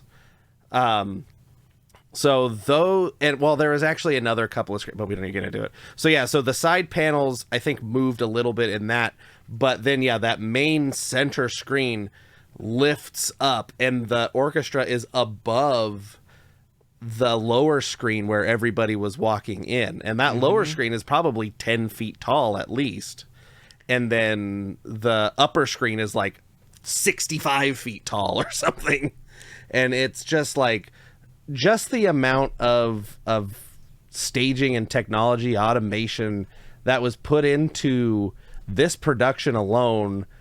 I don't know. I think Disney Live Events put this on. I don't know if they did or if they contracted some of it out, but there's a lot of stuff going into this production. There's a lot of money spent. Yeah. So I'm gonna share this video really quickly. This is actually on Disney Plus. I'm not gonna share the audio because I don't want to get a copyright strike on YouTube. But John Williams was not there, right? John Williams was not there. No. Yeah, he wasn't able to make it. But Kathleen Kennedy and Harrison Ford were the ones that presented or got everything started. Right. But here, I want you to see what happens to the stage here because they just announced it. So you can see this lower bar of lights. Yeah, so this is a medley that he put together to help celebrate. Look at the entire screen is just lifting. Okay? Yeah. And not only is it lifting, it's still playing the video, and they have enough room on stage to house an entire orchestra. Okay? They're the Pacific Symphony, as you just saw. Behind the stage. Behind the stage. And again, it's so massive that they're still playing the video that they just on the screen that they just lifted. I mean, they just moved the screen. Like they just moved it. It just went up. It's seamless. Right. Yeah. But what's cool about this and like the effect that's happening here is that it looks like the screen is it looks like the screen got smaller, which it didn't. But it's just cropped. Yeah, it's cropped. But then they have the stars projected, which they have the stars projected all behind them and everything too. I have to believe that the stars that are behind the orchestra are just a star curtain, versus like a video wall, which actually I can see that it is a star curtain because it's twinkling in sections. But yeah, you can even see like the lights you're talking about. The wristbands are forming stars as well. And the band has the wristbands on too. Oh, do they? Oh, yeah. Yeah, if they cut to the violin player, you could see they have the glowy wristbands on too. Or at least some of them did. If you look out, you could see people's wristbands on. But I mean, just this production alone. I'm telling you. And then here's where the doors open. Yeah, and then one's got to assume is it the 501st? For some reason, I thought this happened earlier, which is why I mentioned that the doors opened. I forgot that it happened like halfway through the medley. Yeah. So he wrote this just for the just for this, yeah. Oh, I should say arranged it. Yeah. Yeah. It was beautiful. So it was primarily Star Wars, a couple of the other films, Indiana Jones. Boom. Yeah, it was, man, I'm telling you. Jamie Lee Curtis. Yeah. Anyway. So there you go. That flute guy's got it. There it is. Yeah. I mean, so let me move forward a little bit here. And then at the end, they just have this. This is what they ended with. Like it just said John Williams. They had the symphony underneath. Mickey comes out to celebrate with Minnie and Ryan Seacrest. There they are. Ah, yes, the three Disney characters. Yes. Mickey, Minnie, and Ryan Seacrest. Yes, the Fab Three. When you think of Disney, you think of Mickey, Minnie, and Ryan Seacrest. Especially Ryan Seacrest. I'm telling you, it was... there was so much to... Like, there's so much to talk about. I don't... Like, this is... Part of the reason I don't want to talk so much about this one is because there's an official video of it. Right. So I'll do this really quick. Here's all the recipients. The 2024 honorees are Colleen Atwood, and these are in alphabetical order. Angela Bassett, Martha Blanding, James L. Brooks, James Cameron, Jamie Lee Curtis, Miley Cyrus, Steve Ditko, Harrison Ford, Mark Henn, Frank Oz, Kelly Ripa, Joe Rohde, and John Williams. Yeah. That's 14 new legends. So like I said, I got there late, so I wasn't there for Harrison Ford. I can't speak much for his speech or anything. I kind of watched it. He kind of choked up a little bit. Yeah, I know that Bob Iger was there at the beginning, then they went to Harrison Ford. I haven't watched that portion yet. I have to go back and I have to watch it because I wanted to watch his, Jamie Lee Curtis, and then Kelly Ripa's, because that's kind of when I was sitting down. Right. I will tell you, I'm going to quickly scrub through this because I want to say a couple things. Of note, Martha Blanding's speech, absolutely heartwarming. I was like teary-eyed listening to her speak about her growing up in Compton and just moving up and just breaking barrier after barrier. And she has this like touching tribute. She's a twin, and her sister was like sitting right like in the audience, and she's got like this little thing that she talks about like with her sister. That's really touching and heartwarming. I definitely recommend watching that portion of it as well. The Simpsons introduced James L. Brooks. They kicked off the segment. There was like a whole thing with like Bart and Homer fighting through the hedges, and Lisa and Marge were like, "Oh no, they're so it's like doing this." New animation made just for that. Yes. Yeah. And then Danny DeVito came out to talk about James L. Brooks, which I thought was also pretty fantastic. Let's see what else. The Frank Oz. Oh, dude, Frank Oz's speech was also fantastic. Miley Cyrus's, Miley Cyrus's award when she accepted it, telling her story of how she started off, and I can't obviously speak to how she truly feels. You can only take her word for it for what she said on stage, but there's a genuineness to Miley Cyrus that you don't see with many child stars, especially those that started really young with Disney. They all seem to get to a point where they're typecast as these Disney stars and then want to fully break away, and some of them make their way back, like Lindsay Lohan, for example, is one of those that kind of made her way back, right? But like even when Miley started to like grow up and break away from Hannah Montana, she never shied away from Hannah Montana. She was always like, you could always tell she was proud of the character and the show and where it got her and where she is. And she mentioned that in her speech. And it's something that you don't normally see with other Disney child stars. So I thought that was really great. And she just had like a musical performance in the middle of hers, like before. I forgot who performed. I don't know. I'm trying to like listen to it, but they like said somebody, but I can't hear it. They're like, it was. Let's see. What is her name? Lainey Wilson. Yeah. It wasn't on the screen. It wasn't like the other one where the names were on the screen. Where it was helpful. I don't know who Lainey Wilson is. She's a country star. I see. The Steve Ditko one was good. Oh, Mark Henn. Oh. Yeah. To have all of the princesses come out, introduce Mark Henn, each one of them talking about how they each made a connection with him and how their mannerisms and everything were drawn into the princess that they portrayed, because Mark would look for these little nuances and like how. But when you say all the princesses, you don't mean like characters. You mean like Jodie Benson and Paige O'Hara and all of the women, Ming-Na Wen, Linda Larkin, and all of the Anika Noni Rose. Yes, I got them all that time. So Anika Noni Rose and Ming-Na Wen had like the largest applauses. Like everyone went crazy. Listen, you don't see this. You're not going to see this on Disney Plus. You're not going to see this on YouTube. Yo, the Honda Center was shaking. Like you could feel it, like cheering for them. You could feel the floor vibrating when they were cheering. The only other time that like kind of happened was when Angela Bassett was introduced. It was insane. It was amazing. It was a fantastic experience.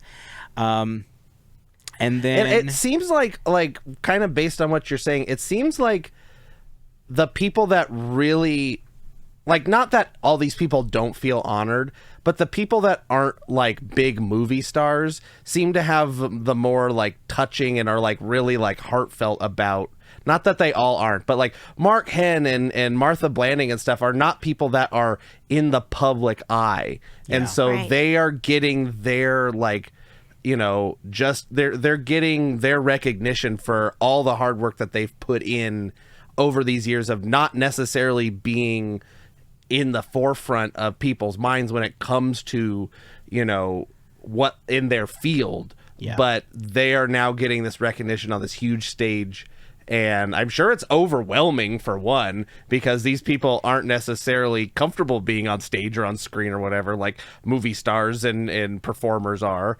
Yeah. So it's really nice to see those folks get their awards. Not that I'm not excited for everybody else too, but especially them. But what you're describing is exactly why I love the Disney Legends Award so much. Right, yes, exactly. There's so many people that put so much time and effort into the things that we as Disney fans love in the parks and the films and like all the experiences, right? And it's clear, I know people don't want to hear this, but I know we talk a lot about standing up for cast members and making sure that they're treated well and everything. Like we talked about the strikes and all that stuff too. But listen, it's a job, right? Right. And so there's going to be people that are there because they just need a job. They don't necessarily believe in the Disney magic. They are trained and go through traditions to know how to provide the magic, but it's just a job to them, right? And it is clear cut day and night when somebody is there to do their job and when somebody is there because they are passionate about what they do. They love what they do. They love the happiness that their job brings to other people. And when it's people like Martha Blanding that have spent years moving through position, making a change, breaking barriers, bringing happiness on so many levels, not just to cast members, to guests around the world. Okay, or Mark Henn, who's like all of his animations. Think of the generations of people that have been affected and love what he's produced and help create and bring to life on screen. Like you said, they're normally not in the public eye, and for somebody to say, you know what, let's bring them up. Let's put them on the pedestal they deserve to be on, at least for this thing. Here are your roses. Like here's That's why I love the Disney Legends Award, because it brings to light the people that are behind the things that we love about the parks, that we love about the Disney company. You know, so anyway. And then Rhodey's next. Rhodey was next. His again, another guy who is in the public eye, but didn't necessarily intend to be. Yeah, he was kind of accidentally in the public eye, right? But still, Rhodey is so special to how he changed the culture of especially like live animals and the way that you bring other cultures into the production of Disney. Well, I also think he like changed Imagineering itself too, just like the culture within Imagineering. That's what it led to, exactly. So talk about a name that deserved this award years ago. Introduction by Jane Goodall. Yeah, on a video. That was a great. And then he had a musical performance too of some drummers and stuff. It was kind of cool. Yeah, and then Zoe Saldana. Oh, Ryan Coogler introduced Angela Bassett.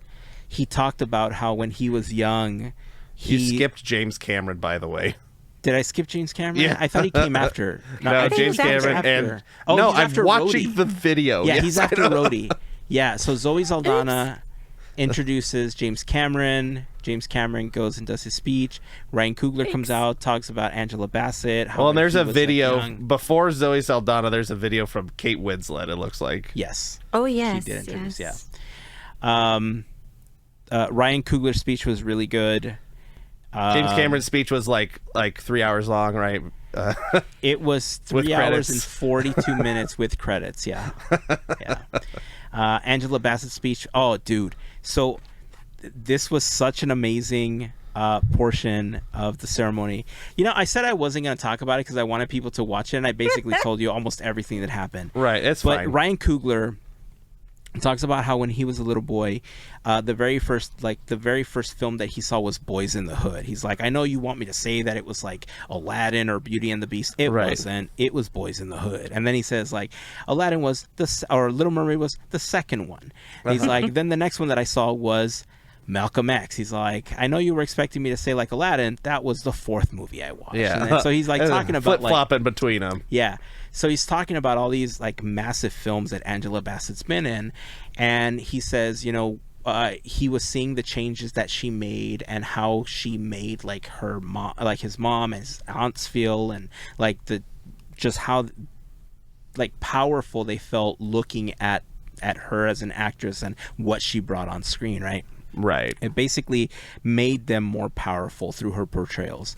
And he gets to the end of like his speech, they show a video, and right before they bring Angela Bassett on screen, the Dora Milaje comes on stage, and they like do a thing to introduce her, and they bring her on stage to give her award.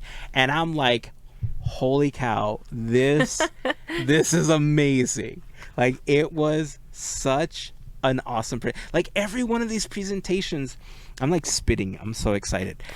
Like all of these presentations had this pomp and circumstance that just elevated them to heights that we've never seen before. I'm telling you, I'm gonna have some comments about the same thing for when we talk about the parks panel. Oh yeah, but and maybe not as a positive. Well, there was I might agree with you. So after that was John Williams. We saw the clip of John Williams, and then they brought all of the legends on stage, and they're like, it's picture time. Wave goodbye, wave goodbye. Here's the camera, and then roll confetti, boom. So that was the Disney Legends ceremony, and after that, I took a couple of pictures of like selfies with the stage behind me. I'm happy that I ended up listening to my wife and just going, even though I was ready to give up after that long trek to the opposite side of the convention center, and then finally back to the parking structure where I was. And thankfully it started late, so I didn't miss too much. And yeah, so that was the Disney Legends ceremony. And now for what y'all been waiting for. Yes. So now we're going to talk about Horizons. Horizons had a lot of controversy when it was announced because people were speculating left and right when they first saw the initial images of what they thought it was going to be. People were saying some crazy, like, inside the magic type stuff where they were like, they're tearing down all of Epcot. They're like tearing, like, it was crazy. Like, the speculation was running rampant. Right. They're gonna blow up one of the theme parks and put in imagination. Exactly. So finally, there was also an announcement like a day or two before the panel that Horizons wasn't going to be streamed. And this was a big surprise, right? Because this one has been streamed in the past, and maybe it wasn't archived and shown on Disney Plus or anything, but it was streamed so that you could at least watch I'll say it was streamed last time, because last time's the only time they ever streamed anything. Well, that's when they started doing it. Right. So I don't count really the other times. So so there wasn't a stream planned, except that there kind of was. kinda. There was an additional announcement made that Fortnite would be streaming. This was made like Horizon. This announcement was like on Friday. Right. Yeah. Like, by the way. Right. So there was that's exactly what it was, a by the way announcement. This is going to be streamed in Fortnite. And then what they didn't mention is that it was only going to be the epic portion of the I heard Horizon that from span. some other source Yeah. later, that it was only going to be the epic portion. Disney didn't say that. It leaked that it was only going to be that. And I wanted to get video of this. I did find a video on YouTube, but basically what they did was they recreated the Honda Center inside of Fortnite. And so they had the stage, they had the seating, they had all the people in the stands, like in the seats and stuff. They had the major screens and everything. And then they had this giant Din Djarin, the Mandalorian, like off in one corner, and on the other corner they had a giant Spider-Man just kind of floating down. And then a bunch of people that play Fortnite were in this venue together, running around, doing things, collecting, hitting each Fortnite other with coins. hammers and stuff. Yeah, I don't know what you're doing the Fortnite thing. Dancing. And in the background, they were playing the video of the epic announcement. That's all it was. Right. It was just like those 10 minutes or like 8 minutes or whatever. Those it was. 100 minutes. It sure felt like 100 minutes. I mean, it was. I will tell you how long it was. It went from the Epic Games section went from when they first started talking about it is right after the cruise ships. So that goes from 2 hours and 7 minutes until, let's see. Here, I actually have a quick video of somebody running through the venue just so you can see. It looks like this video is by Magical Gamer on YouTube. And let me share this. Their video is how to unlock. They made a specific back bling for the event. It was 17 minutes. Right. So check this out. So this was the venue that they created. They had the giant Spider-Man, the giant Mandalorian, and then you would just drop in. I don't know what they're doing. I don't know. This is not helpful. Changing settings modes and stuff. Not the optimal time. This is what I said so many times during the expo. Here's panel. what you're basically running through the Honda Center with your character, and then the presentation there's is Josh just D'Amaro playing for the epic portion. Course. And then there's just like a crowd. Like, are those just like fake people or are those Fake real people. Yeah, fake that's people. And that was the whole thing. Like, all they did was, I guess the person that was playing was just trying to get the back bling. The back bling that they gave out was, back bling is little backpacks and stuff you can have on your back in Fortnite. And they had one of the characters in Fortnite is a big banana named Peely. And Peely is generally in different costumes and stuff. Was that Wolverine or Deadpool? Bling, it was Wolverine, and they called the back bling Peelverine. So did you see those at the expo?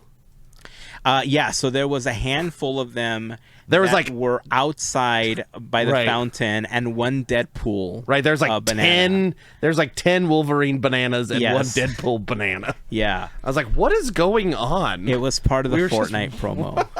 Yeah. So let me see. Let me get to kick off here. Okay, we can talk about the kickoff. The kickoff was 25 minutes of Mad Tea Party. Mad Tea Party band. So, by the way, the service inside of the Honda Center is kind of okay.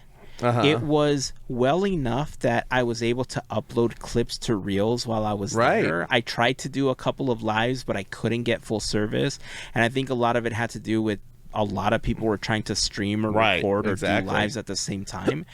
I don't like being on public Wi-Fi, so I refused to use the free public Wi-Fi that was there. So there came a point where I was trying to upload as much as I could, little clips here and there, until my phone died. Oh, jeez. And so that's why they stopped. That's why they stopped. In case you were wondering and following along, they stopped because my phone died. and I had no way to communicate to anyone that my phone died. I had to wait till I got back to the car. So I can tell you, I guess right now we can talk about, so Melissa and I, and a group of friends, we watched a stream, somebody's stream on YouTube, and on a Discord server, we were all live commenting on the panel with each other. Everybody's in their own beds. Well, I was in a hotel bed, but just, smash it on everybody, making jokes. So if I come up, I brought up the chat, so if I can find any of my good jokes when we talk about it. I had some good jokes. Okay. I was doing some good jokes. Okay, so that's actually going to help because I don't know if I think I mentioned it to you, but like I don't have all the announcements in the order that they were in the presentation. Sure. I tried to rearrange them by park. Right. So for the most part, they're all kind of in order, but again, I moved them into parks. So after 25 minutes of Mad Tea Party, then we get this, like, probably one of my favorite things, was just like this Patrick Warburton thing. Yes. Yeah. He does the whole Soren intro. They got like the it's same filmed guy. in Soren, like it's just like the same shot for shot. Mm-hmm. They got the same guy from the original video to don the Mickey ears again. These little beauties. It was such a treat to watch that. They nailed it with the remake on this one. And then then Josh D'Amaro came out, and my big quote that I wrote, the first thing I wrote that he said was, "Everything you will see tonight is in active development." And then I see they heard the criticism. Yeah, that stuck out to me too, especially considering that after the last expo, a lot of it was just blue sky and nothing was actually being built. Right. It was just all concepts. Or it was for like overseas parks or whatever. Or it was for overseas parks. And that's when we started saying that, they get all the good stuff. So... Go ahead. Sorry. I was gonna say, and then John Stamos came out because John Stamos is there, and Uncle Jesse, Uncle Jesse. Yeah, and this is where they did so he came out and played a little bit on the piano, and this is where he talked. Josh D'Amaro said right before there, we're going to. I think people thought it was just going to be this first part, but he says something along the lines of we're going through this musical journey or something like that. And we're okay, and then this video plays, and it's flying through all the parks and this animation kind of horizons of the parks sort of deal. And then John Travolta. I keep saying John Travolta. I can't get John Travolta. John Stamos that is on the little screen or little stage. There's a little stage in the middle of the audience, and then he sings. And then the first announcement of the night is not really an announcement because it was something that was going to happen anyway. They're just all right, folks, we'll be celebrating Disneyland's 70th anniversary in 2025. Yeah. With just the logo. That's all they gave us. That's it. But that's just gonna happen regardless. Right. I don't know. They tried to make fetch happen on that one. I also said. Yes. I also said in this Discord server, I said never guessed John Stamos would be there. I knew he would be there. Of course. I mean, that was sarcasm. He's at everything. Yeah. He even points I saw him out, in his presentation, I'm the guy with the Disneyland sign in my backyard. He's literally in my backyard. And then I also commented the stream we were watching. The guy was just singing along some points. Oh, so it was quite funny. So Stamos introduces Skylar Astin and Darren Criss. They perform a medley of songs. They just do they perform a medley of songs? What do they do? It was just some stuff that they decided to make up. I mean, they didn't make it up, obviously, but it was just a little medley that they created as far as introducing the show, and it was just a thing. It's not really a medley of. It's like it's take existing songs. They take Disney songs and then sing about. They joke about stuff that's happened at past expos, and they say, you know, in the parks waiting like in that. line, and da Genie Plus, churros are expensive. Yeah. And I said they're really trying to get the audience on their side with this song. Yeah. that was the point of that song was, see, look, we can It like was filler. we can like make fun of ourselves. No, it was like they're trying to humanize themselves. Like, see, we hear you. We see that there's long lines and things are expensive. We can make fun of it too. I'm Josh Tomorrow. I got a sweater on. Like, I don't got a suit on. I'm it's like a Mr. cardigan. Rogers. Like, I'm a nice. There Mr. was a lot of Rogers. that throughout the night. There was especially. Not to jump ahead, but when Deadpool came out, there was so much self-deprecation happening. Like that was like that I was like super Deadpool. hilarious. I like though. when That was Deadpool my came out. favorite part of the entire Horizons presentation. Yes. I haven't seen. I think I might have seen part of the first Deadpool, but I've not seen any Deadpool movies. But I kind of get the idea. Yeah. Oh, you'll love him. So after that, then we kind of start getting into the announcements. Yeah.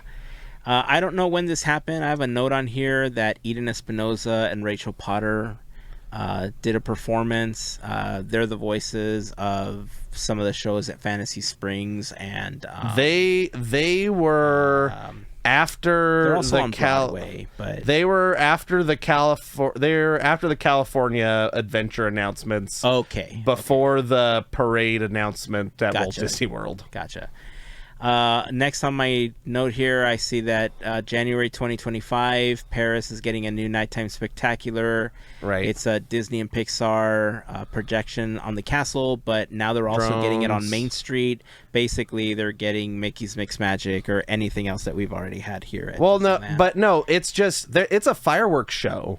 Right. It's fireworks and drones. They just they didn't have the Main Street projections. Right, so that's what I'm saying. the- They're adding Main Street like we've had here at Disneyland. So Well, I know, but you said Mickey's Mixed Magic, and Mickey's Mixed But I Magic like doesn't Mickey's Mixed have Magic. fireworks. I know, but I'm thinking, okay, fine. Together Forever. there a you Pixar go. Spectacular. A Pixar Spectacular. A You Pixar could have said like, Spectacular of Love. what's the 60th Wondrous Journeys or whatever the heck it was I'm called? sticking with Or- Together Forever. Sure, okay, fine.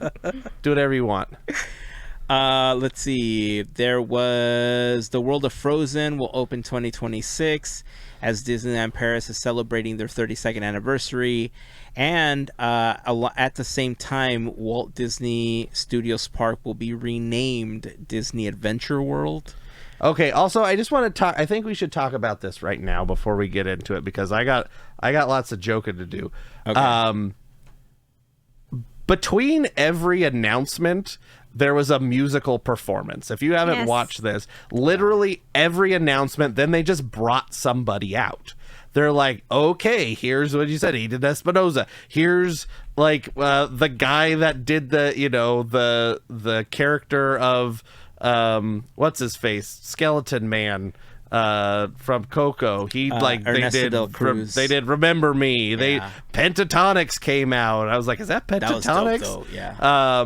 Like this was the thing I had to complain about is because they're on such a big stage and, having to razzle dazzle you or whatever you want to say, they had to bring out all of these performers, which is great. Like they did a good job. Like that's not my problem, but that was all filler. Mm-hmm. There was so much stuff that was announced leading up to the expo that was related to the parks that could have been in these panels or this as presentation, but wasn't because they're like, okay, we got, about 45 minutes of content that we're going to announce, and we got 2 hours and 15 minutes of songs. So that, and we didn't, except for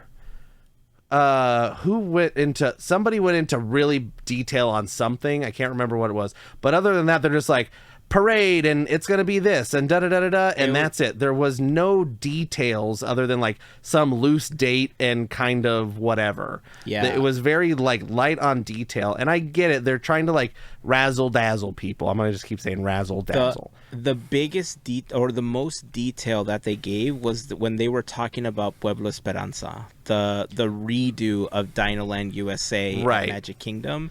That's when they were like, well, and the other detail that they did was they did 17 minutes on Fortnite. Right. I didn't count that one because that was mainly digital, but I mean, we'll get there eventually too. But that as far as the park stuff is concerned. Yeah, because that's right, because that guy came that guy came out. That's what I was thinking. Yeah. He was like, I'm all excited and he's talking about stuff. I'm like, great, that's great. Yeah. But other than that, it was just like, here's a thing, and here's Shabuzi. Like, I don't know who Shabuzi is. I haven't even bothered to look up Shabuzi. I don't know who Shabuzi is either. Shabuzi must be on a Disney label. Shabuzi doesn't even have a Wikipedia page. Oh no, I lied. He does. No, he does. It was just at the bottom. He's on Empire and Republic. Those aren't Disney record labels. I don't know what Shabuzi has to do with anything. He was on Into the Spider-Verse. He collaborated with Beyonce and Cowboy Carter. I don't know nothing about Shabuzi. Or that's where the connection is, Into the Spider-Verse. But that's not a Disney movie. But it's Marvel. Spider-Man. But it's still not. Disney doesn't get no money from that. But it's Marvel. And I think they're trying to get in the good graces of Sony because they want to take Spider-Man back. But when did Shabuzi come out? It was nothing related to Marvel, was it? I don't remember. He sang the song from Cars, right? He sang the Life is a Highway. Oh, yeah, Life is a Highway. Yeah, you're right. You're right. So, I don't know. It was funny, but we could keep going through your list of lists because I can't remember all the musical guests besides Shabuzi. Yeah. So I only have 3 more announcements. These were all for Disneyland Paris. So I just have a few more.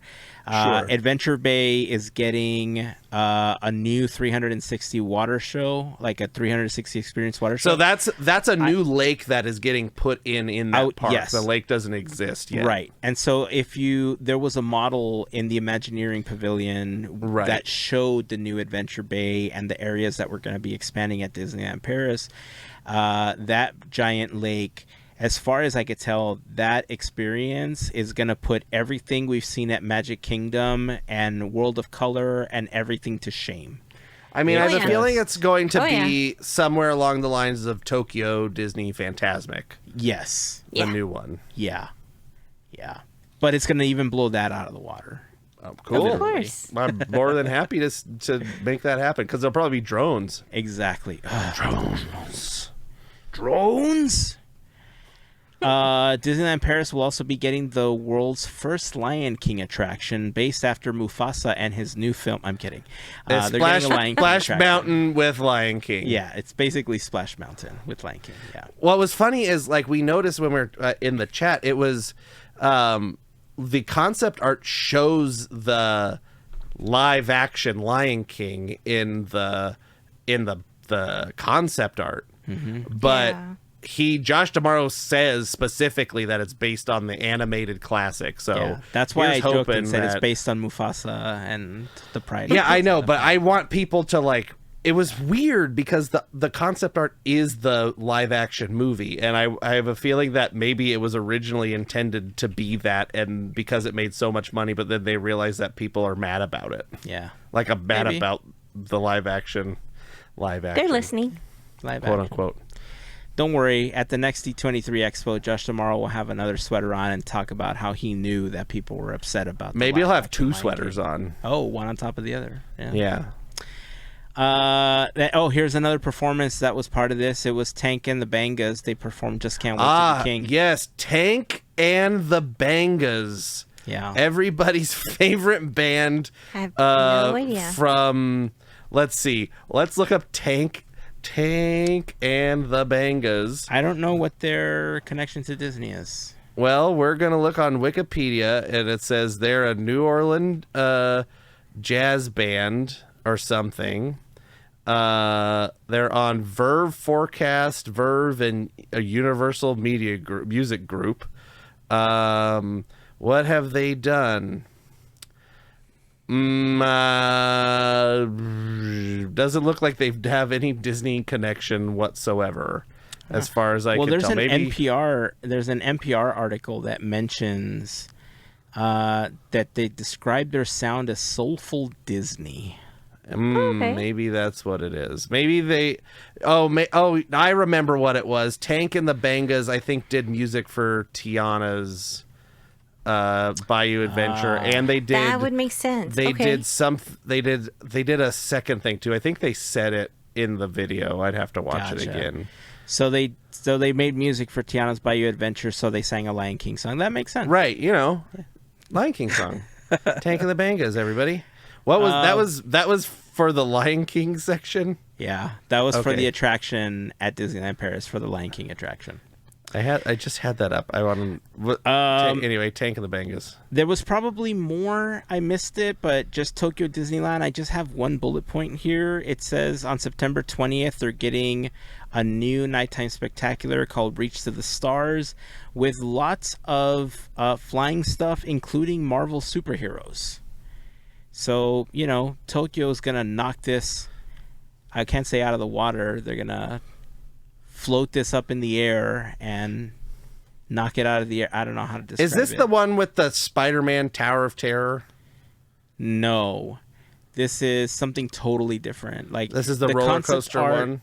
No, the concept art for this one had like Baymax and Iron Man and a bunch of other just like flying. Oh, okay. Let me see if I can find. I had a concept. Wait, what was this? I was half paying attention. This was for Tokyo Disneyland. It's the Reach to the Stars nighttime spectacular. Oh, it's a show. Okay, never mind. Ignore me. I was looking up Tank of the Bangas. Gotcha. Oh, I thought I had an image to show. I guess I don't. That's okay. It's fine. I keep believe you. Yeah. Let's see. They really relied heavily on Spider-Man in this thing. There's like, how about some more Spider-Man everywhere but at Walt Disney World? For Spider-Man, that was a really big thing at Legends when they did Steve Ditko, because they were using Spider-Man as the bridge between like Stan Lee and Jack Kirby and Steve Ditko and stuff. So anyway, let's move on to Disneyland and California Adventure. Meghan Trainor performed Feed the Birds somewhere in between. For no reason whatsoever. I will admit, wasn't bad. No, I don't think it's bad, but why? Because it's Feed the freaking Birds, man. But, I think I know why. Now I remember what it's related to. Tuppence a bag. That needs to be on a shirt. Tuppence a bag, Tuppence a bag, comma, bro. Meghan Trainor, I know she's popular and everything, but every Meghan Trainor song sounds exactly the same to me. I don't even know. I couldn't tell you a Meghan Trainor song, so you've heard Feed the Birds, bro. Yeah, but this song, I think, helped highlight a different side of Meghan Trainor that we don't get to hear, because it actually highlights that she can sing, right? It's just the music that she releases is all very, very similar. So I liked the performance. I don't know where everybody else stands on it, but I liked her performance. But I also really liked the song. They're like, Feed the Birds and Avatar is coming to California Adventure. It was somewhere eventually. Marriage. Yes. So I wanted to ask you, so this Avatar announcement is made for California Adventure. It's going to be inspired by the second and third movies, apparently, and fourth and fifth and everything. And beyond. Forward. And beyond. And the best part is that it wasn't going to Disneyland. Yay. Yeah. So they call it this innovative new attraction. It's Shanghai where Pirates. You're joining an excursion. It's Shanghai Pirates. With the bioluminescent flora. It's Shanghai Pirates. Which is fine. I'm happy. So. I'm happy that it's Shanghai Pirates. The concept art is very exactly Shanghai Pirates. That's cool with me. I'll take it. I'm fine with it because I love Shanghai Pirates. Right. Where do you think they would put this? So the people on the internet are being the people on the internet, and they're like, look, if you look in the corner here, this lines up with this building is the same shape as the what is it called now? Not Taste Pilot's Grill, Smoke Jumper's Grill. And so they're going to knock down Grizzly Flats and they're going to put it there. And I was like, one, I mean, I get it, but that's just a common shape of a building, the Quonset hut or whatever, like the kind of half tube shaped building that Soren is too. And like, two, they're not going to take Soren out. Nope. 3, there isn't enough room in Grizzly Flats. What is it called? It's Grizzly Peak. What is it called? Condor Flats? It's not Condor. It's something. Can we Grizzly go back to Condor Peak Flats? Airfield. That's what it's called. Let's just go back to Condor Creepers. Flats. Condor Flats. Right. The bear and anyway, there's not enough room for an attraction of that size to have a show building anywhere. That land is boxed in on every side. Mm-hmm. There's no backstage area unless they build into the Esplanade. Yeah. Or like they knock down Soren and build into the Esplanade. Unless they take over the parking lot that's behind backstage. Yeah. But there's no parking lot there. Not in Grizzly Peak because there's the hotel. Have to be, yeah. So here's what I think. I think we're losing Hollywood Land. I don't think so either. I think we're losing Hollywood Land. I'll tell you why. I think this goes in the parking lot. This is Simba parking lot. You think so? I think this is 100% Simba parking lot. Okay, so here's the only problem that I have with Simba parking lot. Sure. How do they bridge it? They already have a bridge to Pixar Place Hotel. They do the same thing. Okay, but how does it connect to there's no zoning in Simba parking lot for them to do that. Yes, it's called Disneyland Forward. It was approved. They could do whatever they want. Right, but okay. Because there's, Isn't that what Disneyland Forward was? But Disneyland Forward was expanding east. No, it wasn't. It was expanding whatever they wanted. The concept art for Disneyland Forward was all around the hotels would be. It was theme in parks. front of the parking structure and around the hotel, right? Oh, you're right. Yep. So that's what I'm saying. I think Hollywoodland is again not big enough for because there's the rumor. Those rumors have been around that they're going to take out the whole bus thing and do the Eastern Gateway and the bridge and everything and security over there and do whatever with the bus. And there's somewhat room. They'd have to knock down Hyperion. But I don't think that there is an easy enough transition from Buena Vista Street to Avatar. And if it's... I mean, it is a singular attraction, so it could be self-contained. It's a land. Oh, it's a it's a land? It's a whole land. It's Avatar Land. Because they say something about restaurant, you're right. And I think there's a second attraction. I think there's two attractions. I think they only really commented on one, but I think there's two attractions. This is the theme of this is two attractions constitutes a land. Yeah, that's Disney Parks thing now. Two attractions and a restaurant.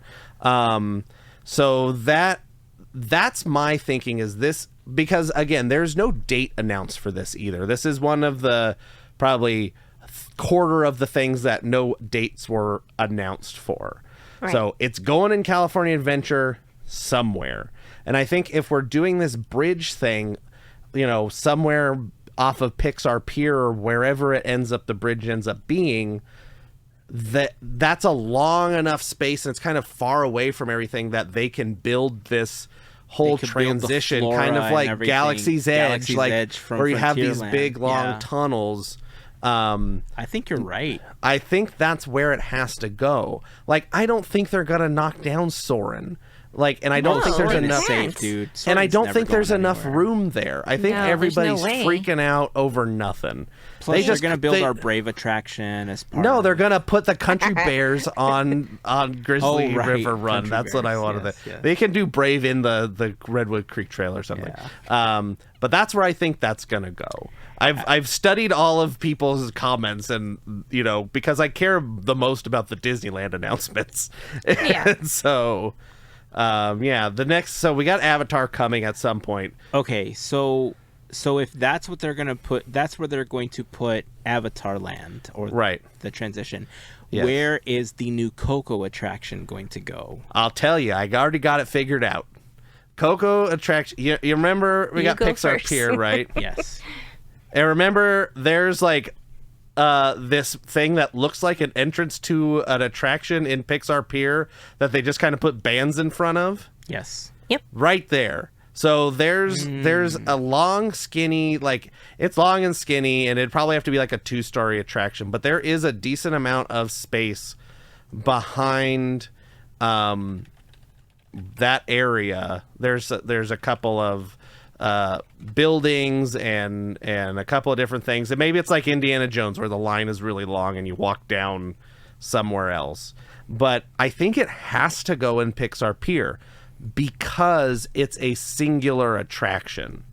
And not just that, you have the shows there and everything. So yeah, I mean, unless this is like Hollywood Land where they're like, we're just gonna plop a bunch of weird stuff around. But I have a feeling like they have Pixar Pier, and they should put it in Pixar Pier, right? Yeah.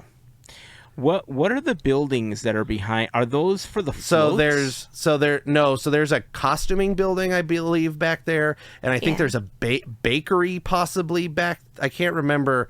There's a couple other buildings, but they're just like infrastructure buildings. So here's the aerial of California Adventure. Mm-hmm. And I'm looking at these buildings right here. So that's the show building. The one on the right of our screen is the Toy Story Midway Mania.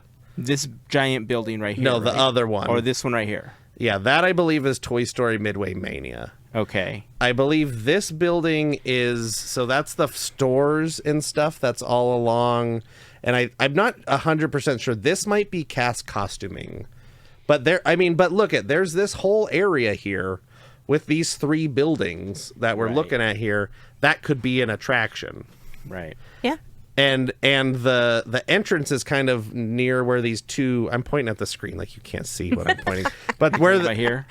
It's over to the right a little bit, like 4 vents over. 1, 2, 3. It's kind of right around there. Yeah, it's like it's like a big archway. Right. It's like the bandstand. They had like the Pixar. It's in front of the giant ball, like the big marble thing. Right. Exactly. Yeah. That's where I think this goes. Now they're gonna have to move some buildings, or not move the building, but they're gonna have to rehome departments to do that. But that is a good amount of space back there. Yeah. Yeah, it is. I can see it happening there.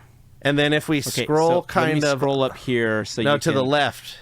Where are we going? Here? Or what are you looking for? No, sorry. I just wanted to point out where you were talking about Avatar Land, since we're looking at the area. to the left of the screen should be, there's the parking lot right here down to the left. Right here.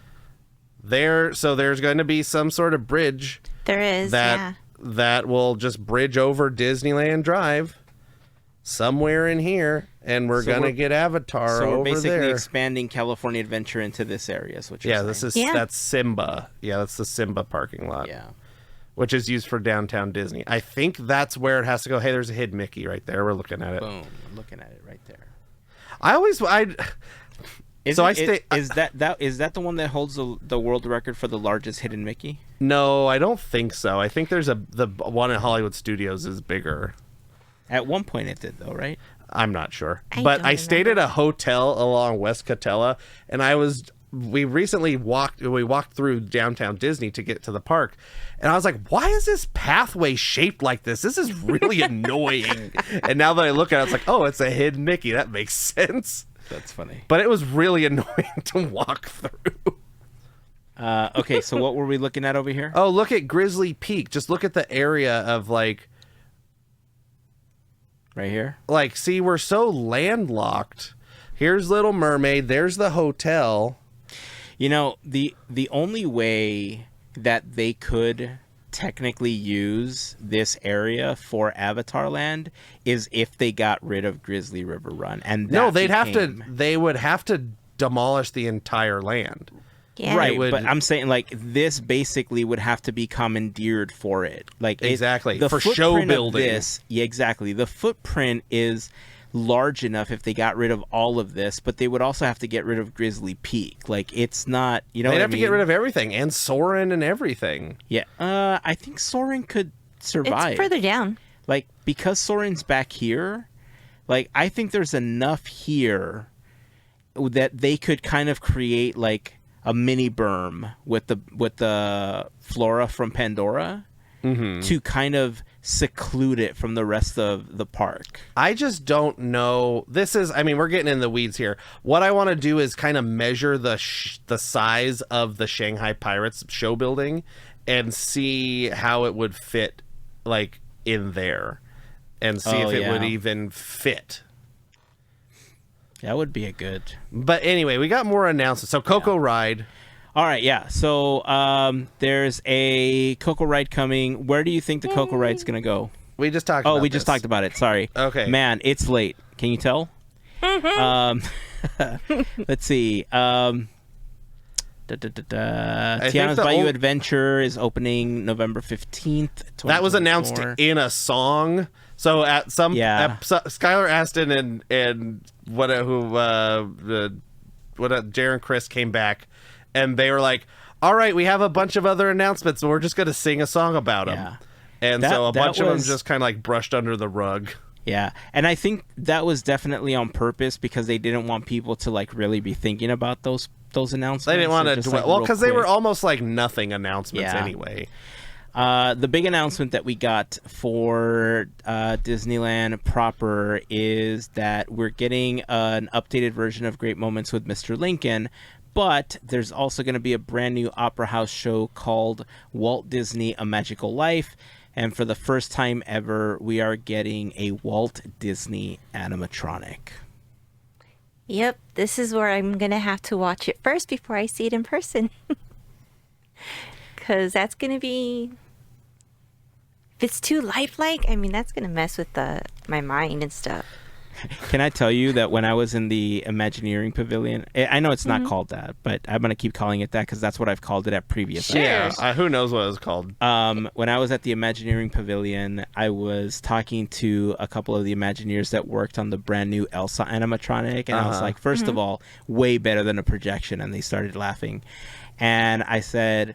Can we work? I told them exactly like this. Can we work on making the eyes of the animatronics more squishy? And so they started giggling, and they said, "Can you please explain what you mean?"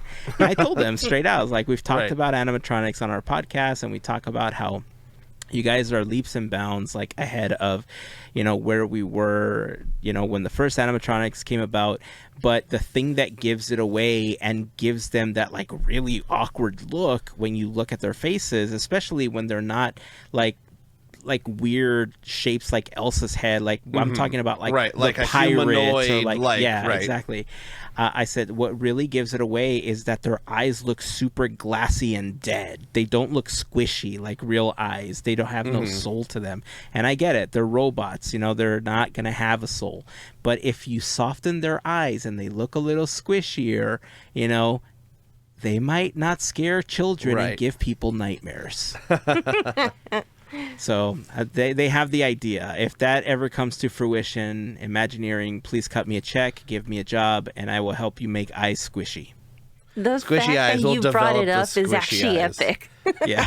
So it was fantastic. Walt Robot, they're gonna have to do some sort of rotating stage or something because this is supposed to play it like in rotation with Great Moments with Mr. Lincoln. Yeah. So I heard this rumored before, And so I thought it'd always be nice if like Walt introduced Lincoln sort of thing. Like we do like the Walt Disney story and then that would be cool. Like he's like, and then our, greatest, accomplishment, the, A100 or whatever it was at the time, or, Lincoln, I've, admired Lincoln and da-da-da-da-da. And why don't we put on a little show for you with Lincoln? And then we do the whole Lincoln thing. So this is going to be like a 2, every hour it's one or the, I don't know if it's going to be like every other performance or if it's going to be like every hour, or before 5 it's Walt and after 5 it's Lincoln, or what. All I know is that for that first month it's going to be almost impossible to watch the show without a streamer having a phone in your face, right, or without them talking through the show. They're going to have to figure out an extended queue for great moments with Mr. Lincoln. Reservations and yeah. I'm sure that they'll have a virtual queue or something, right? Because that adding the Walt animatronic, I mean, it's something that we've talked about in the past, right? Like one of our Armchair Imagineering episodes where we talked about Main Street, we talked about having a virtual like attraction with Walt, a Walt animatronic. We even talked about him in the Opera House, and coupling it up there. So obviously what this proves is that Imagineering has been listening to Podketeers for years, and they love when you told to him, he was like, we have a podcast, you're like, oh really? Like they were lying to you. Yeah, never heard of it. Covering up the shirt underneath that's a Podketeers logo. Right. Do you think, Heyzen, I have a question for you. Sure. Do you think right now is a good time to thank a special group of listeners? Or do we have more time to do that later? I mean, I think we can do it. I mean, how much more do we have to talk? I say we do it in a bit. I say we can finish this panel and then do it. Okay. And then, because after this panel, we're just going to quickly talk about our experience. And I know we were going to talk about a couple other panels. I don't think it's going to take very long. Okay. So we'll thank them after. So. Okay, after this panel. I was just looking at the time. So yeah, after this panel, we're getting close, folks. Yeah. We're reaching like 2.5 hours already. Yes. All right, well, let's get through this and then we'll kind of... So that was it for Disneyland. I'm going to tell you something. I normally don't say this while we're recording because I normally just... I have to go to the bathroom so bad right now because I've had multiple bottles of water. So here's what I think. I think, given the fact that we're like 2.5 hours in, I say we finish stay tuned this for some messages. Okay. Yeah, I say we finish this panel, and then we pause the recording and we take a short break, and then we can stretch and everything, and then come back and then finish talking, and then we'll finish up the episode. How about that? Okay, sounds like a plan, Stan. All right, let's do that. So yes, that covers Disneyland and California Adventure. Tokyo Disneyland. That was it. There was so many Disney World announcements. Yeah. So and there was like nothing about Tomorrowland. I'm so mad. Yeah. Like they also didn't announce any new churro flavors, and I was really upset about that. That'll come on the Disney blog. Disney Parks blog. We're getting at least 7 of them for Halloween, maybe 12 more for Christmas, all for $14. But they didn't tell me about without the cinnamon pineapple, without the little side of caramel to dip it in for an extra $4. Cookies and cream and donut or something. I don't know. Anyway, so after Disneyland, what's on your list? I'll just get this one out of the way because I only have one bullet point because that's really all we have to say about it.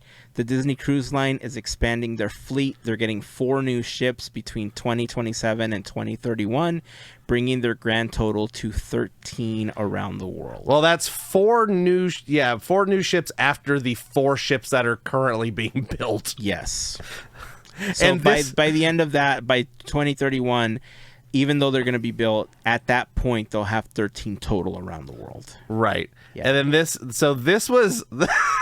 The cruise ship one was the weirdest thing I've ever seen. This was the biggest stretch on the musical guest. Yeah. This was... Josh D'Amaro says, I don't we're going to build 13 ships. I don't promise it.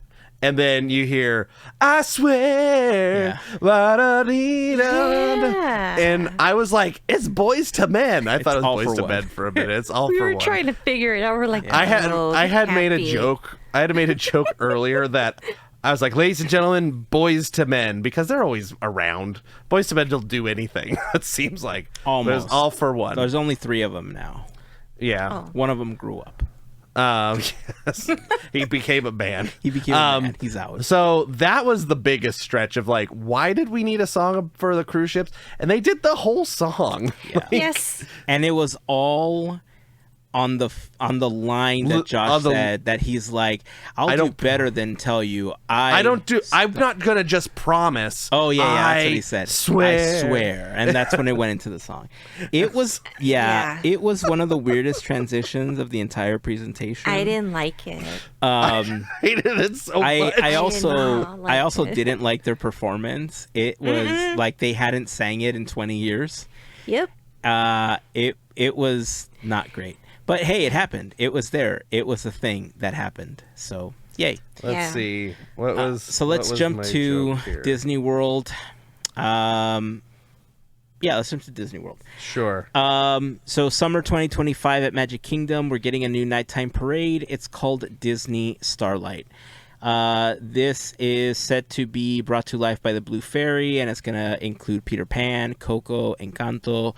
And then this is when they brought out Pentatonix to sing the song that's going to be part of Disney Starlight when the parade debuts.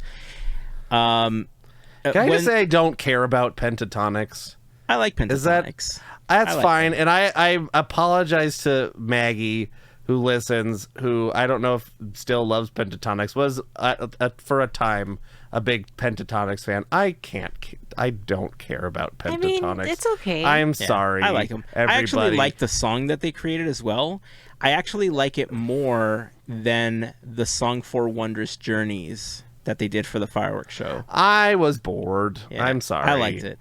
Maybe I have to listen to it again. I'm sure it's better in context. I haven't watched this again after taking my notes, but there was a portion of the music that they played that sounded like light magic.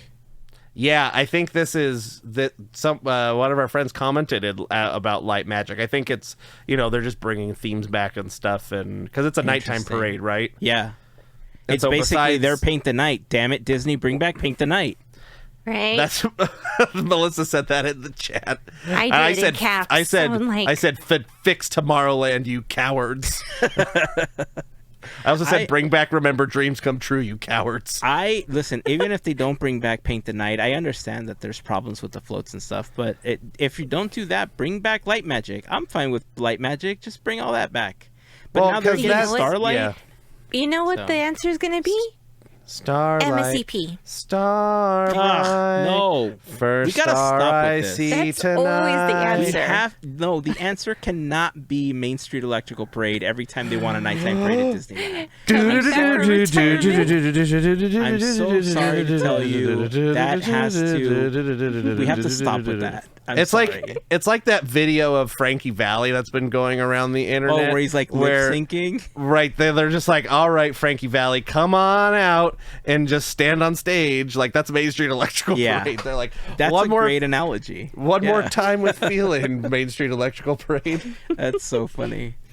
Let's see. Dinoland USA will be rethemed to the Tropical Americas. We said that earlier. It's going to be called Indiana Jones. Indiana Jones. As part of this new area, we're getting a new Encanto attraction. This was part of some of the concept art and the blue sky ideas that happened at the last expo. They're like, maybe we might be thinking about. Yeah. So we're getting Casita. The story of the attraction is that you're going on the day that Antonio gets his gift. So the movie. Basically the movie. And whatever they use as the vehicle is going to take you through the house. I already know what this is going to be. I already know exactly what this is going to be. It's a floating chair. No, I know what this is going to be. This is going to be Mystic Manor. I was going to say. It's going to be Mystic Manor. Like you look at the vehicles. I'm okay it's with that. It's 2 and 2, which Mystic Manor's vehicles are 2 and 2. Yep. I think this is Mystic Manor, but wrapped in a Encanto. Encanto, yeah. That's cool. Actually makes a lot of sense. Which I would be very happy because I think that is like some of the best work Imagineering has ever done, just generally as a concept. In that area, we're also going to be getting a new Indiana Jones attraction with a new story that takes place in an ancient Mayan temple. Here's the thing I have to say. And he's like, Indiana Jones went on the search for some animal. And I was like, Indiana Jones never looks for an animal. Why is he looking for an animal? I don't know. Because Animal Kingdom, I guess. I don't know. Can I tell you? Yeah, go ahead. Just to touch on that. Sure. I don't think they know the story. No, they're like, he's looking for something, maybe a monkey. I think they're still trying to figure it out. They like dangle the carrot when they have Ke Huy Quan come out, and it's like, right. What are you doing to us? What are you doing this to was us? insane. They just bring him out for he conducts the orchestra that's on stage playing Indiana Jones Raiders March, I think, right? Mm-hmm. And he comes out and they're just like, there's gonna be a ride. And I was like, can you be in the ride? Can it be the short round ride? Short round is an adult ride, and he takes on the mantle of Indiana Jones. We've talked about this before, which I think is a good idea. Mm-hmm. But no, it's Indiana Jones, and he's just there to introduce it. Maybe, I don't know. And what did he end with also? Like, he's like, is it going to involve snakes? Or what did he say? Because then he plays a snake in Zootopia 2. So funny. But yeah, he was just there, which I was happy to see him. I'm always happy to see him, but come on, give us some more details. Yeah. Right around this time is when the Plain White T's performed Under Pressure. That was when they just came, like, it was just like, all right, and then Plain White T's. Transitions. It was just like, where did those, no, it was not rough. It was like surprising. It was just like people were talking and then there was a band on stage. Yeah. By the way, if it's not announced yet, I'm pretty sure that song is going to end up on a whole new sound. Oh yeah, 100%. Yeah. That's the it's the same vibe. I actually really like the performance, so I'm pretty sure that's why they did it. You do have to remember that this panel technically is parks, experiences, and products. Yeah. So that's where that would have been announced anyway. Yeah.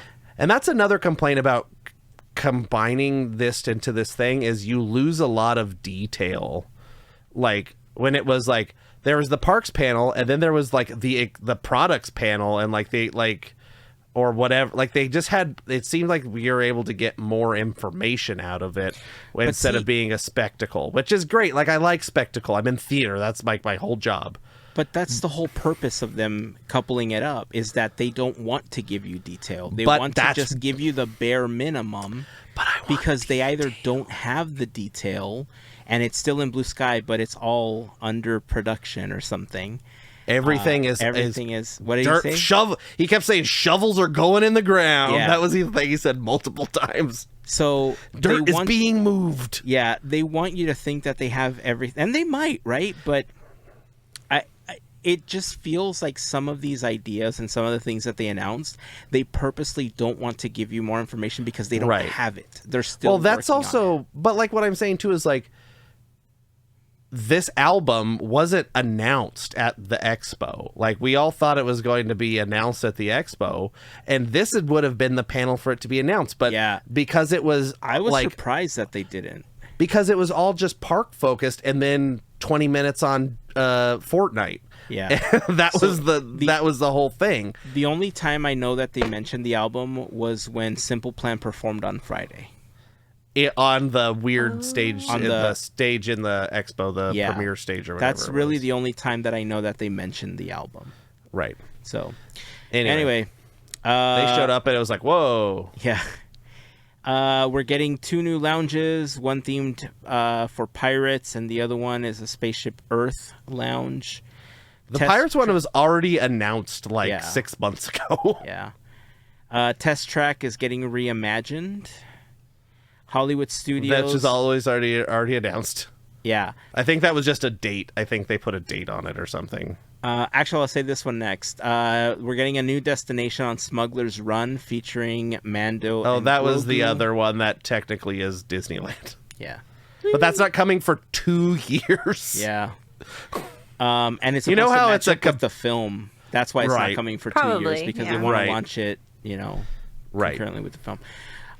So 2 of the bigger announcements that are coming to Disney World are Hollywood Studios is getting a Monsters Inc. attraction, and it is the first ever suspended coaster in a Disney park.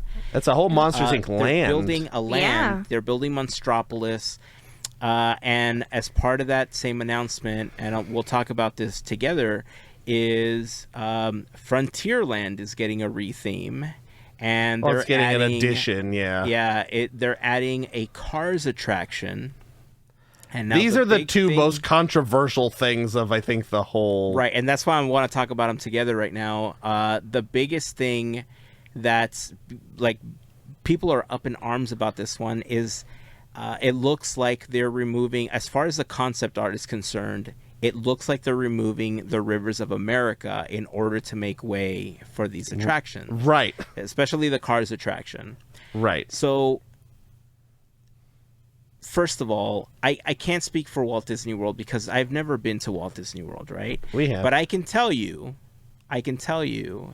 here, when they redid the Rivers of America because they were adding Galaxy's Edge, I thought, okay, cool. I had seen some of the concept art. They're rerouting it. They're just making it shorten it different. a little they bit. added the little waterfalls and all that stuff. They shortened it. It is what it is. If I try to put myself in the situation that some Walt Disney World fans are in, where if they announced that they were getting rid of the Rivers of America here, one, they probably wouldn't, because what would they do with Fantasmic, right? But Right. 2, if they announced we're getting rid of Tom Sawyer Island, they figured something Right. else out for Fantasmic, but they're getting rid of the Rivers of America, they're getting rid of Tom Sawyer Island. In the last 10 years, I've probably been to Tom Sawyer Island once. Right. Really? And Yeah. I don't know. Here's my Aw. thing. I'm gonna do this, I guess. Here's my whole thing with it. And I don't think it's the loss of Tom Sawyer Island that is the problem. Because who cares about Tom Sawyer Island? I 100% agree. I think it's the loss of the Rivers of America, the kinetic energy of the riverboat. Like at Disneyland, if the Mark Twain and the Columbia weren't there, Oh, that'd be sad. like that would be such a loss. Like I've been on the Mark Twain a bunch. Yeah. And I know a lot of people do, and it's not just that, but also the openness that the Rivers That's of what I America was gonna gives bring up. to the land as a whole. It would you just don't seem so enclosed and so Right. claustrophobic without that openness. Yes. So now Frontierland at Walt Disney World, like this whole area is like everything's bigger at Walt Disney World. So like the pathways are bigger between from like the store to the or whatever building to the river here, it's pretty small. But that's their parade route. Yeah. So there's so much room between the buildings and the river that it's not necessarily, you don't necessarily have that view as much, because there's like building on the left and then there's like kiosks and trees and things that are lining the rivers, because they don't do Fantasmic on their Rivers of America. So I have a feeling, like based on the concept art, I have a feeling that they could have fit all this on the island and kept the river. And here's my other thing. What does Cars have anything to do with the Old West? Yep. That's it doesn't. It doesn't. That's the completely forgetting the whole Rivers of America of it all. Why does this go into Frontierland? Yeah. Why? Because it's the only place that they can get rid of something. So here's what I don't even know where to start with this portion of it. I know I said, if we lost the Rivers of America and everything, but you have to lose something as part of innovation, right? And we've talked about this. The way that corporate America works, sadly, fine, yes, but right? Yeah, from a fan standpoint, I'm sure that we could figure out ways to keep the things that make us happy and brings that nostalgic feeling and everything, and makes Disneyland or Walt Disney World feel like Disneyland and Walt Disney World. And so, to a certain extent, there's always going to be people that will argue that, for lack of a better term, I'll use Disneyland as an example, is losing its soul because it's no longer what Walt wanted and all sorts of things, right? We always hear these comments. Right, which you can't know. Exactly. But we know that Walt was all about innovation. And so when you couple the idea that Walt liked innovation, and you couple the idea that the Disney company is going to do whatever is best for their bottom line when it comes to their wallets, and what's best for the next generation of park goers, the Rivers of America is an antiquated attraction that suited the park at the time it was built, because it was built around concepts that existed and were popular at the time. When you look at the space that they have and you look at the properties that are in their portfolio, Cars fits that. And I'm not saying all of this because I'm defending what they're doing. I'm trying to look at it from where the Disney company is potentially coming with this from. Right. It doesn't make it right, but I'm trying to understand why they're making these types of decisions. And the only conclusion I can come to is the fact that they're seeing things like the Rivers of America as an antiquated attraction, whereas Cars, or they look at Radiator Springs Racers or something, they look at Test Track, and those are people eaters, right? They are going to just churn people. They're going to move people away from crowding other areas, whereas the Rivers of America can't really do that. Right. You know, so that's what I wanted to say about it. Right. And I mean, I completely understand, but forgetting the removal of Rivers of America of it all, because whatever, I understand that part. I don't think that they should call this part of Frontierland. It should be its own thing. It's okay. It just doesn't make any sense, like story-wise. I guess Frontierland now is in Walt Disney World is just a hodgepodge of whatever, because like Tiana's Bayou Adventure there is what, the 1920s, right? Mm-hmm. And then like Big Thunder Mountain, I guess, could take place in the 1920s because it's like ghost. It's like you could say whatever, Gold like Rush mining, stuff, but like Gold Rush is like the 1800s. Yeah, but if this is left, like if you just say like this has been sitting here for whatever, but if we play by that logic, what does Cars have to do with any of this?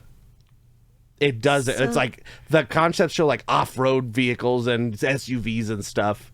Like I don't know. Talk, Melissa. I have feelings. I know. I have a question. I guess because I'm not so passionate about Walt Disney World. I'm more passionate about Disneyland. Oh, me too. Yes. I have a question. If this is going to go in the Rivers of America, doesn't that take away from the fact that where Mansion is, you could see Cars Land? Well, that's right. That so that's clash. That's what a lot of people are pointing out. So in this concept art, if you look at Big Thunder Mountain, Heyzen, is this, you can't mouse over this, can you? This is just, you can. So if you look at Big Thunder Mountain, if you kind of drag over here to the right of the screen, right, this little building that you can barely see in the right corner of the screen. Nope, up. Right, nope. Right. I don't know. Is it backwards on my side? Over here. Are you talking about this there one? we go. Yes. Okay. That's basically where the Haunted Mansion is. Right. So because the river narrows in the middle, and so these two attractions are very across from each other on the riverbank. So there's going to be, some people are speculating that all of this will become some sort of Frontierland, and Liberty Square won't be a thing anymore. Like, it's really confusing, just the placement of not necessarily a land going here or attractions going here, but specifically cars. Yeah. Like, I don't, there really isn't the other one that could go. Wait a minute. That Why would isn't fit. this going in Disney Hollywood Studios? Because this is doing Monstropolis. But they No, but the cars could go there. Here's the thing with Walt Disney World. There is space. There's so much space. They can build out as far as they want. There's so much space. Could. They just have to rebuild parking lots in a different place. But there's so much space for them to build outwards. I know they don't want to, because then that's more, that farther distances and bathrooms and blah, blah, blah, blah, blah.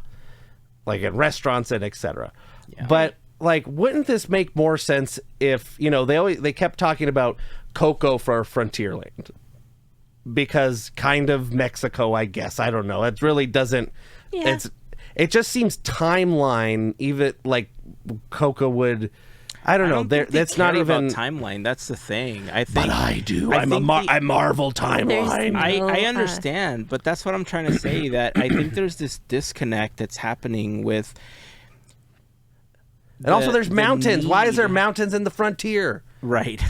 That have snow on them. The need for new attractions and the wanting of new attractions just isn't coinciding with the lands that exist. And we're seeing proof of that, right? Where the lands are being erased into just putting in a brand new attraction. Right. They're just like, how about we just have rides and we forget about lands? Yeah.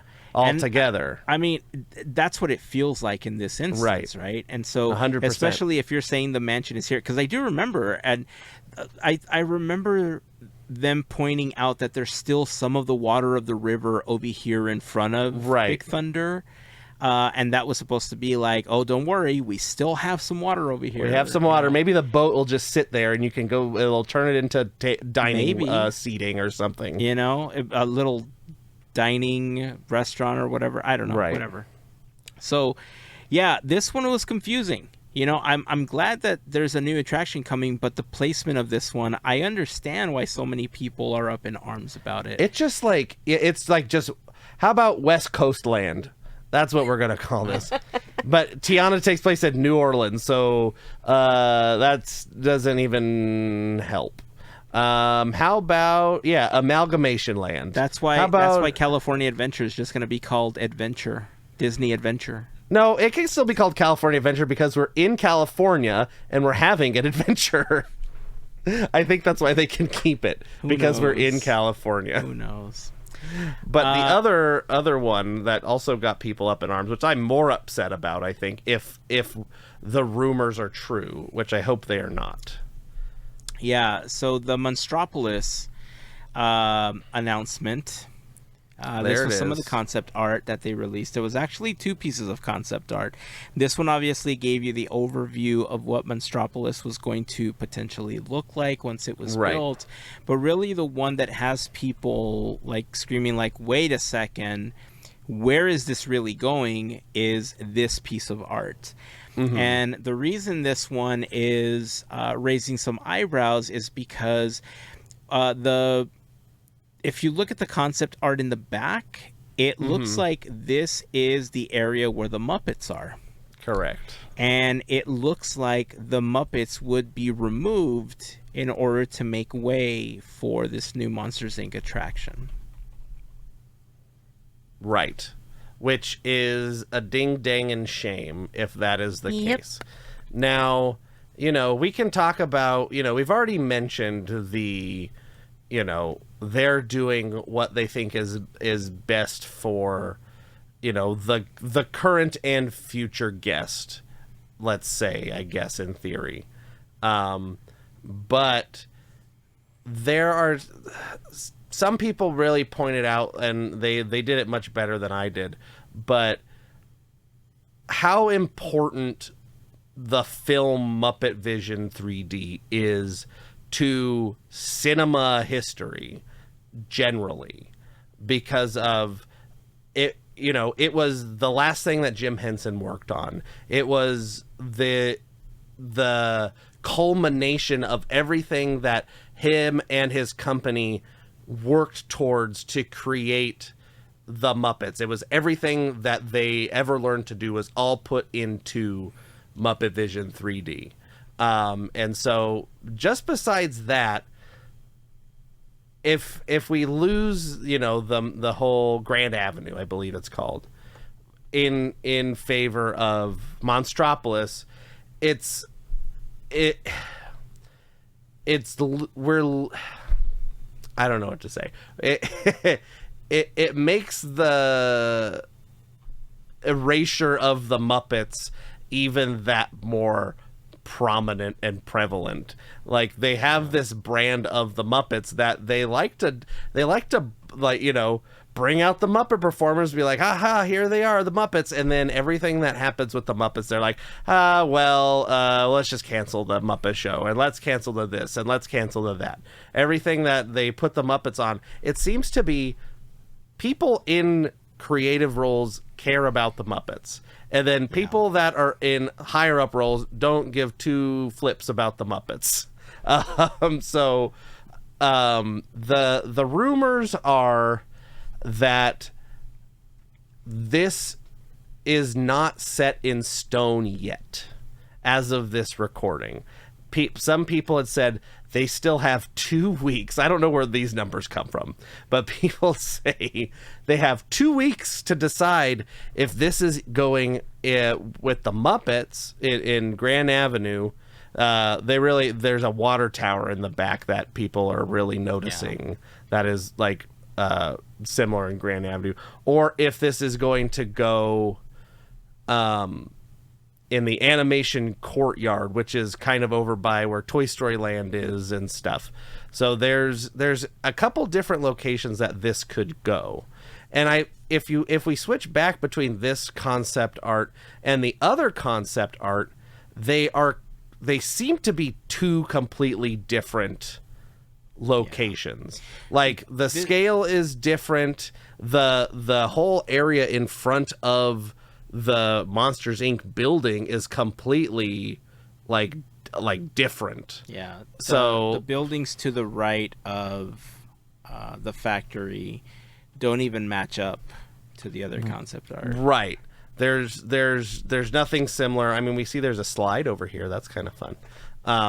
Like, I'm all for a Monsters Inc. land. Like, great. Even though it's like a suspended coaster, which I don't know if I do because I'm a big chicken.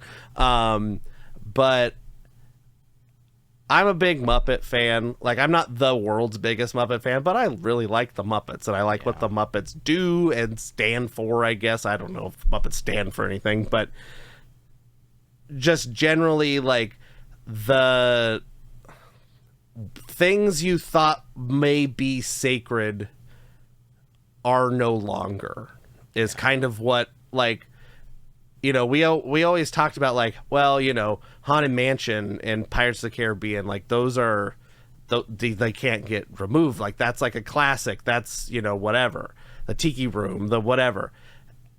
Space Mountain. But we're getting proven time and time again that that's not the case. And which plays into my point from earlier about the Rivers of America, that they don't see it as this like sacred ground of what Disneyland was built upon. It's just space for them to do something with. The whoever's crunching the numbers say this plot of land only has 45 guests on it per hour or whatever, but we could have, if we develop it, we can have 5,000 guests per hour or whatever. Yeah. And so it seems like wasted space. And the Muppets, you know, isn't a theater attraction. A 3D movie is not a people eater like a roller coaster is. Like, it doesn't have that turnover. It's 15 minutes long, for crying out loud, or however long it is. So even if all the seats are full, your turnover rate is not nearly as much as a moving attraction. Right. You can't just slam people in it. So that's where the numbers come to bite these like things that people love in the butt, because they're not, and that's the thing that we're losing a lot at the parks, is like the small things, quote unquote. The entertainment, the little stuff that used to be the cut above at Disney parks that everybody enjoyed. Was like, oh, there's just, band showed up, or, oh, there's a show over here, or whatever. And those are the things that are getting cut so they can spend more money on, the attraction, but then we're just like everybody else. Yeah. So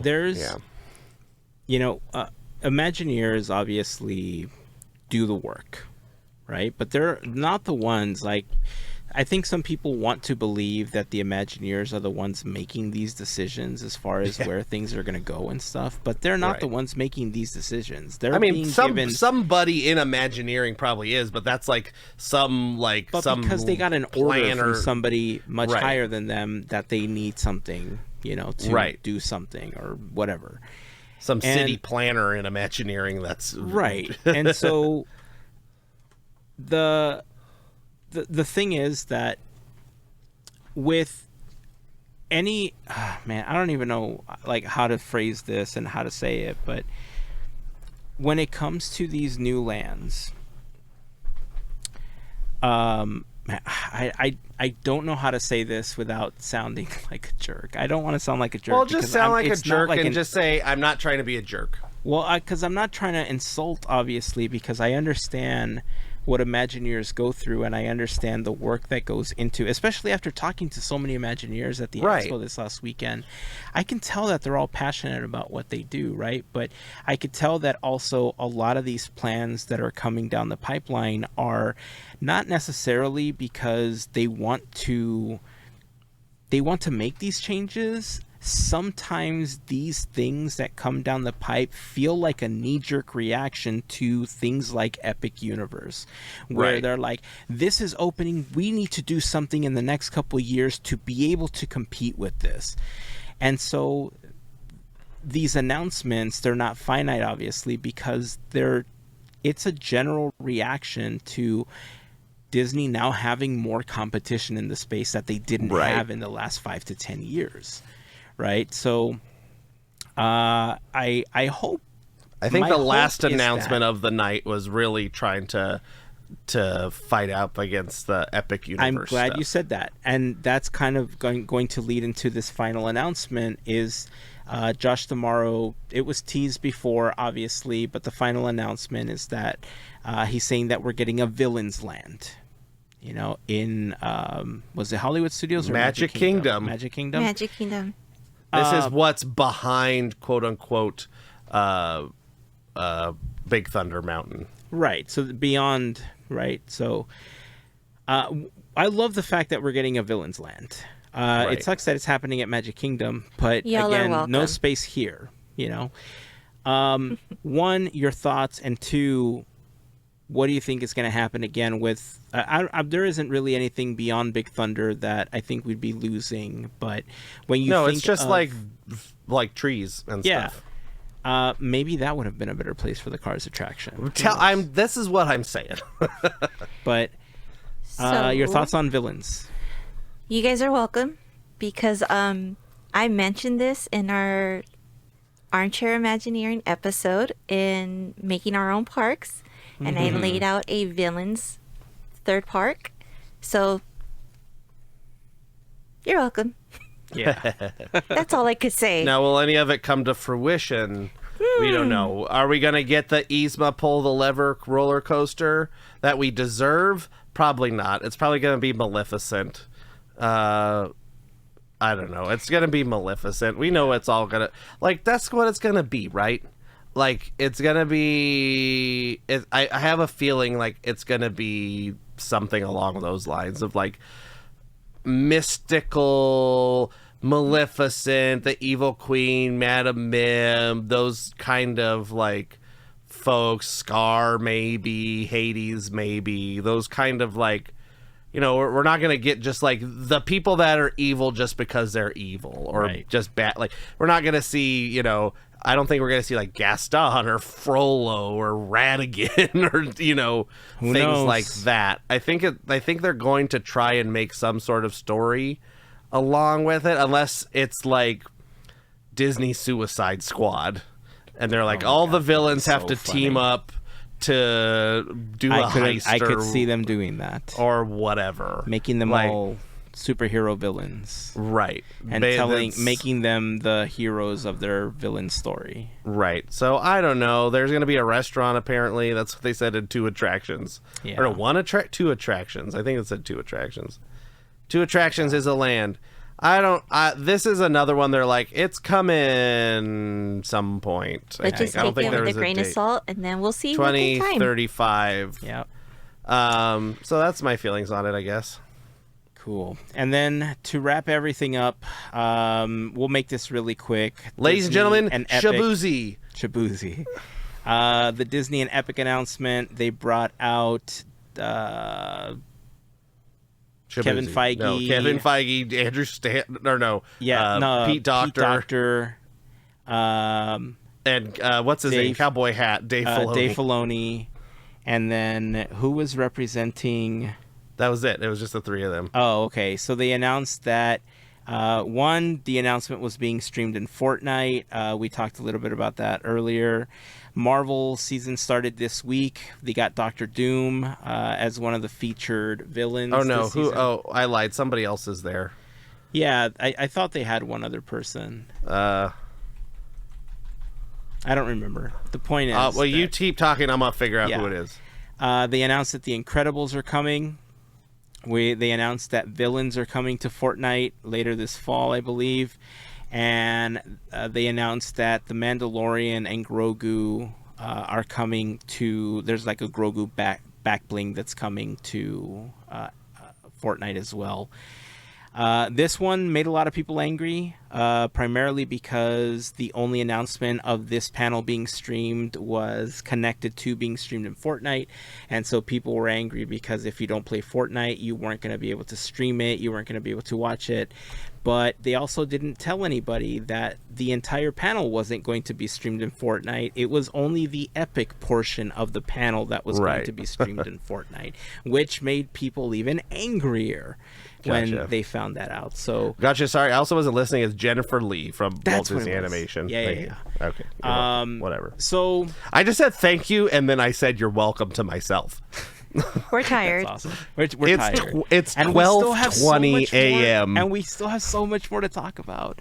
Okay, so I want to end that with the epic announcement. There's not more to say except that, we're getting villains. The Incredibles are coming. So hold on. I'm gonna scrub through this stuff because there was a bunch of stuff we missed, and that's fine. We didn't talk about everything. We didn't talk about the Avengers e-ticket. That's okay. Yeah. Sorry. Let's quickly touch on that just to round that out because we didn't talk about that. Avengers. We didn't talk about Billy Crystal was there. We don't need to talk about him. It's fine. Avengers Campus is being doubled in size. We're getting the e-ticket that they've been promising us forever. It got its name. It's going to be called Avengers Infinity Defense. And then next to that, there's going to be another attraction added, which is called Stark Skylab. Flight Lab. And it looks like it's going to be arms that are flinging you around as part of like some kind of attraction. It looks like, so it's like a combination of like a thing that's at Legoland plus like a track. Yes. And I'm fine with it. I like it. Right. The Avengers Infinity Defense, we saw the vehicle that on display. They had a little tiny vehicle in the Imagineering Pavilion. It looks nothing like the one that was in the concept art originally. It's not the droppy down thing. This is it's the what's at the new Tokyo Pirates or not Pirates, Peter Pan. Yeah, it's I'm gonna hold my reservation as far as what the attraction is potentially gonna bring. I hope they have the thing that I said in my Avengers attraction, where like a big Hulk walks towards you, like the big dinosaur does in that Universal attraction. That'd be so cool. So yeah, those were some of the major announcements. Again, we can't cover everything, obviously, because it was a 3-hour panel, and we're trying to cover 3 panels, including our experience and some of the other things that we saw, and we're already at the 3-hour mark. So also, I just want to say really quick that Epic Games thing, he like teased at the beginning of like, there's this whole new thing that they're making that nobody really paid attention to, because there's like this whole thing, they're like Pirates of the Caribbean music, Haunted Mansion music, and then Josh Romero was like, we're working with Epic Games and we're gonna make like a whole new thing that's not Fortnite, and everybody's like Fortnite. It's like there's this whole other thing that's going on, and we knew about that too. There's no name. Yeah, that's the whole big that concept art we talked about. Yeah. So that's coming, I guess, but nothing really. Again, and then Deadpool that we didn't really talk about at all, but Deadpool was there. We're gonna have to came talk out about and Deadpool. like. Yeah, we'll just have to talk about Deadpool on a separate thing, because Deadpool came out like roasted Josh Tomorrow, and it was hilarious. I think he's gonna need a whole segment for himself. We can do a whole Deadpool thing, and then we can also talk about Shabuzi a little bit more. Everybody wants to hear about Shabuzi. I want to talk about Shabuzi and Tank and the Bangas and Plain White Tees and whoever else was there. Pentatonics and Billy Crystal and it is Mater. Time to say goodnight. You don't want me to keep listing all the people that was there? So here's the thing. Ernesto de la Cruz. If we're gonna keep recording to talk about the other stuff, I really need to go to the restroom. Oh, okay. I need to stop right now. I need to stretch. We're at 3 hours. I know we were going to talk about the FGP Squad. Here's what I'm thinking we're going to have to do. This cannot be all one episode. So I think you can't have a 6-hour episode. What are you talking about? No, I think this is going to be its own episode. We'll keep talking and we'll record our experiences and all that other stuff, and that's going to be the part 2 that we'll release next week or something. Because and then part 3 is all Deadpool. Part 3 is all Deadpool, exactly. So I'm gonna call it on this one. I'm gonna say let's end it. We'll make this part 1. Okay. So that's only 12:24 a.m. Exactly. So until next time, keep dreaming, keep moving forward, and always remember to pass on the magic. Please leave your comments in any of our social networks. Join us and join the conversation, all that good stuff. We'd love to hear your thoughts on all of these things. Join us on YouTube, Instagram, all that good stuff. Join us over on Discord. Shove all this at the end. Podketeers.com/links, all that stuff. So, until next time, again, keep dreaming, keep moving forward, and always remember to pass on the magic. Have a fantastic week, everyone. Bye. See ya. Okay, let's take a nap and a potty break. For real. All right. And eat.